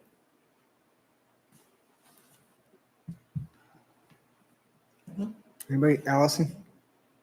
One of the things that we talked about a lot before was that the Watershed Association was looking to play a bigger role in all of this. And for a year, the McGonagall Watershed Association annual meeting is tonight, which is disappointing. So anybody that might want to participate in this conversation had to make a choice, which is a symptom of a larger problem. However, the Watershed Association was very involved in MERCAC, and that's why they're at last year's Watershed Association annual meeting, somebody from MERCAC presented to the entire membership at Bishopswood and explained this is how you give input. We actually do receive a lot of input from Lincolnville. The Montgomery family, for instance, is from Lincolnville. People from Lincolnville do provide input and will continue to do that. That said, I like your idea of expanding. I don't necessarily like the areas you've chosen to expand and for the purposes, but I think that, first of all, we should ask Lincolnville how they would like to participate.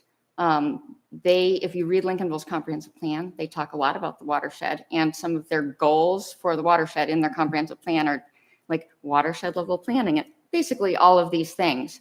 Maybe they have a Lakes and Ponds committee that's really quite good. They've in the past been invited when we did previous public input sessions.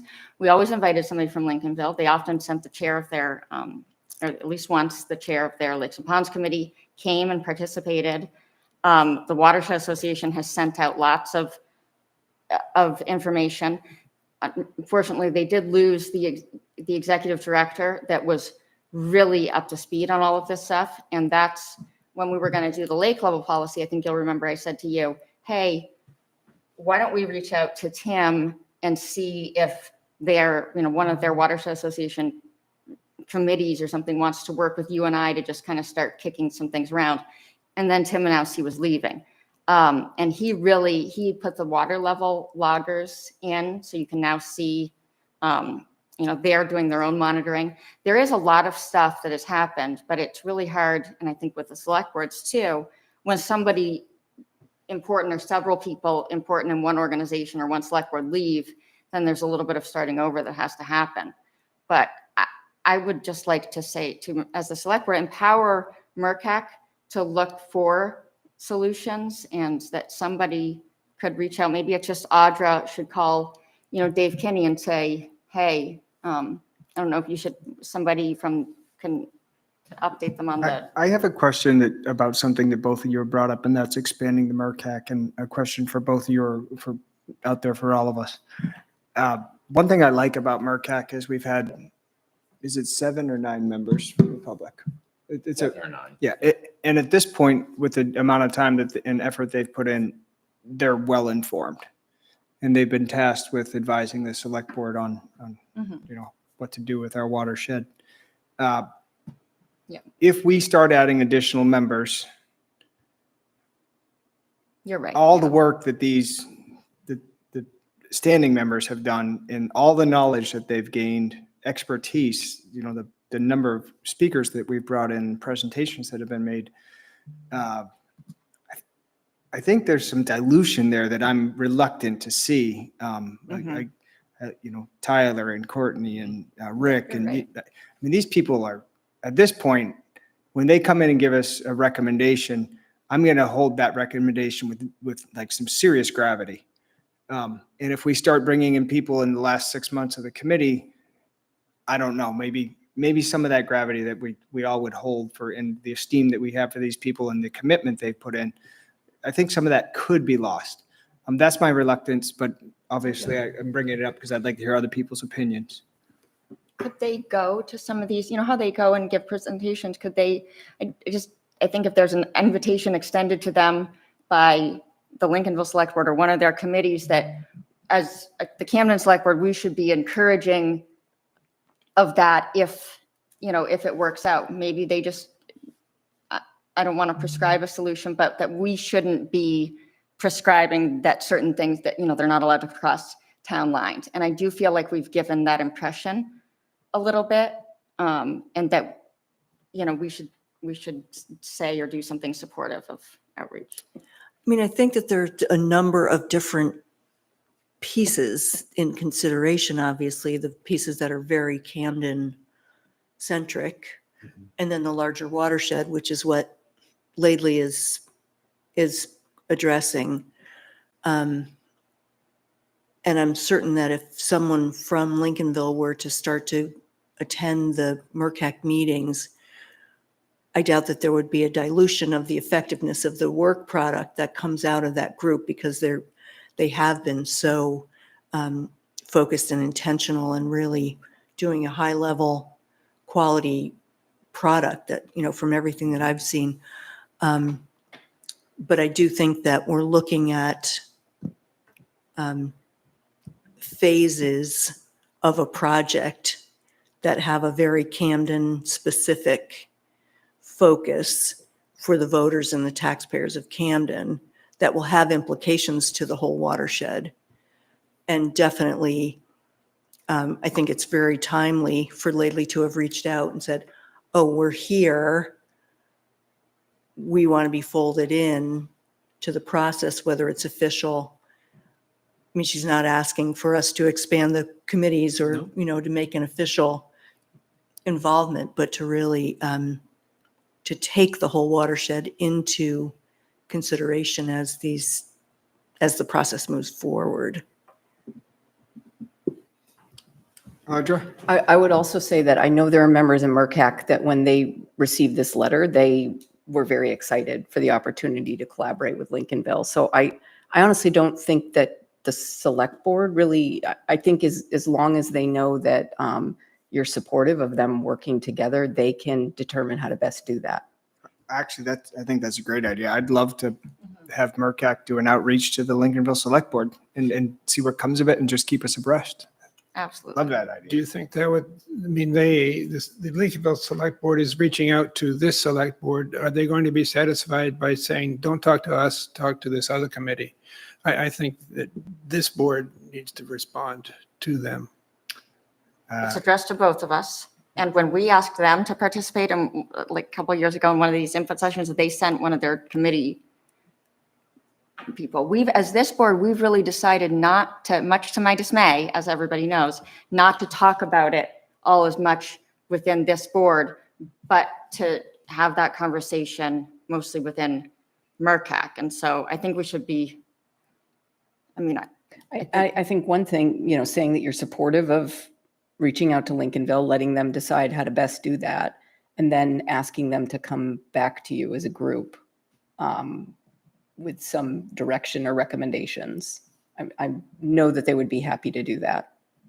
I could certainly pass that along to the Sure. members Or of if you'd like me MERCAC. to, I was going to say I could write a letter to Laidley in the board and just say, thank you for your letter, and we'd be willing to work with you. Make us. MERCAC's also going to reach out to you. Yep, And- they and- intended to. That's and, last and discussion. ask Laidley to maybe make a suggestion. What would you like to? How would What you would like- be the starting point for collaborating on this, and what would be the discussion items you'd like to discuss? Well, being open to, that's what people want. They want the outreach, and that sounds open to it without being overly prescriptive. Sure. I'd love to hear their opinion. That'd be great if you, I think you Hear writing hear a what letter would be great. hear what their priorities are too. So, and how they feel about any impacts that would affect Lincolnville and the watershed. Yes, please.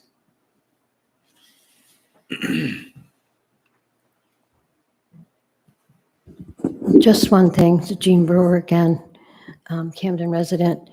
I was going to ask this earlier when you were doing the committees, because I remember being at that meeting with Lincolnville, either on Zoom or however, I was there when they all came together at the table. And one of the things that they wanted at that time was they wanted to bring back the dam committee, the dams committee. And I know that I've heard other people come here. I know Stuart Smith came and asked about it one night. And I just have heard other people, but then it just seems to just go away and never come back. So I don't know what has happened to it, because it wasn't brought up tonight about how many members are on it, or if it's even in existence. And I believe at one time there were Lincolnville and Camden residents on it. So I just wanted to throw that out there. Thanks, Gene. I was on the dam committee before I was on the select board, and we primarily made budget advisory. We're like a budget advisory committee to Dave Bolstridge. Dave would, if he had a project he wanted to kind of push forward to the select board, he would ask for some advice from the dams committee, and that was about the extent of what we did. And it did have Lincolnville members on the board as well. But yeah, we could adjust the mission, I suppose, or bring it back. I wouldn't recommend bringing it back at this stage. I think that so much of the work that MERCAC is doing and the grant itself is going to come with recommendations for the dams and what we do with them in the future. And I think if you have another group working on that, it's just going to get really confusing and people aren't going to understand what their role is. Who's doing lake level advisory at this point? Is that watershed? We're solely going off the policy. Okay. And that policy was updated in the last couple of years, right? The No, lake level. we were thinking about updating Okay. it, but we never got around to doing. After more. MERCAC's done its Sort work. of one that- of the there's a few different things going on. So all of the lake dams are being assessed as part of the NIFWIF grant, and those sort of recommendations will come back to MERCAC and then eventually, go forward as decisions that need to be made. And depending on sort of long-term decisions around, because there are major, Tom, from being on that committee, there were major investments that needed to be made in the east and west dams, regardless of this project. This project's giving us the opportunity to look at what are better solutions than just sort of replacing in kind as we go. Like they're updating the technologies around the gates and how they function, or the configuration, like undersized spillways. And, all that kind of spillways stuff. is a big factor. Yeah. Really that's a big component. The flashboard discussion, all of that. So that's going to be a big component of the NIFWIF grant. In addition, the grant that we supported, the conservation district, it can help fund lake level and lake level management and flooding and how that all plays in together. So I think that, we're in a information gathering stage where a lot of the work that will be done would inform things like lake level policies in the future. But I think if we brought on that group and start doing that on top of all these other efforts, it would just be too much. So a conversation to be revisited after MERCAC. Right. And I think this some is all other good things. Yeah, okay. information to talk about with Lincolnville as well, because I don't think a lot of that is clear, that level of detail and that sort of data and information and decision-making around what we're going to do in the future is completely clear to them, and the role that they're going to have in it as well. If they want to, partner with us to the extent that they used to in the past, which was funding 1/3 of the cost of major capital improvements. which that's kind of where the relationship actually broke down because we had to put a lot of money into the West Dam pretty recently. I am a guest often at the environmental committee meetings for the Watershed Association, which the meetings are held in Lincolnville. And we have talked about that the Watershed Association has been given the opportunity to take over the entire advisory role. Paul Leeper's on that committee too. And I encouraged them to write a letter to MERCAC if they had any concerns with the study, and one of their members, I think their whole board signed it, but they had some really good input about just the overall needs of the dams and what could be studied in the future. But so far, nobody there is saying that there should be alterations, maybe more explanation in the policy, but there's not a lot that can be done with that policy that would just solve problems that anybody is pointing out. But that could be something that, MERCAC could definitely say, if you've got a slam dunk idea. But they put a lot of work into it before when they did it. And so it hasn't gotten easier since then. It's a pretty good policy, according, that's what Paul Leeper thinks at least. Okay. Anybody else have anything else? No. Nobody? I will, I'll write something to Ladley that's just invitational to say that, we're open to this and ask her for what her ideas might be. So. Perfect. Good. Okay. Good discussion. Last item on tonight's agenda is adjournment. Before you do that, I got one question for Sure. everyone. I won't belabor this. Oh. We need to reschedule that workshop that we couldn't do on July 27th. Would you prefer to do that over email? What workshop? What's it for? Paid parking with the consultant. The workshop over email or the scheduling over email? Scheduling of the workshop. Scheduling over email. Yes. That's everyone's preference? Yeah, let's try and find a consensus there. All right. Yeah. So keep But an eye on it. we're still meeting Thursday night, right? 5 p.m. on Thursday? That's not on the calendar. No? Okay, so, well, nice. Okay. I Oh, had is something that- on my calendar for the 25th, but that's paid parking. Oh, yeah, that's the one we had to cancel. That's the one that's been, Yeah, okay, thank you. Oh, I'll gosh, pick it up thank on my calendar. goodness. Yes. No, you're all safe. I go by what's on the town calendar. I have some comments about the town website and the town calendar, Can I but get a motion to adjourn? so moved. Yay. I'll second that. Motion made and seconded. All those in favor? 5-0. Thanks. Thank you.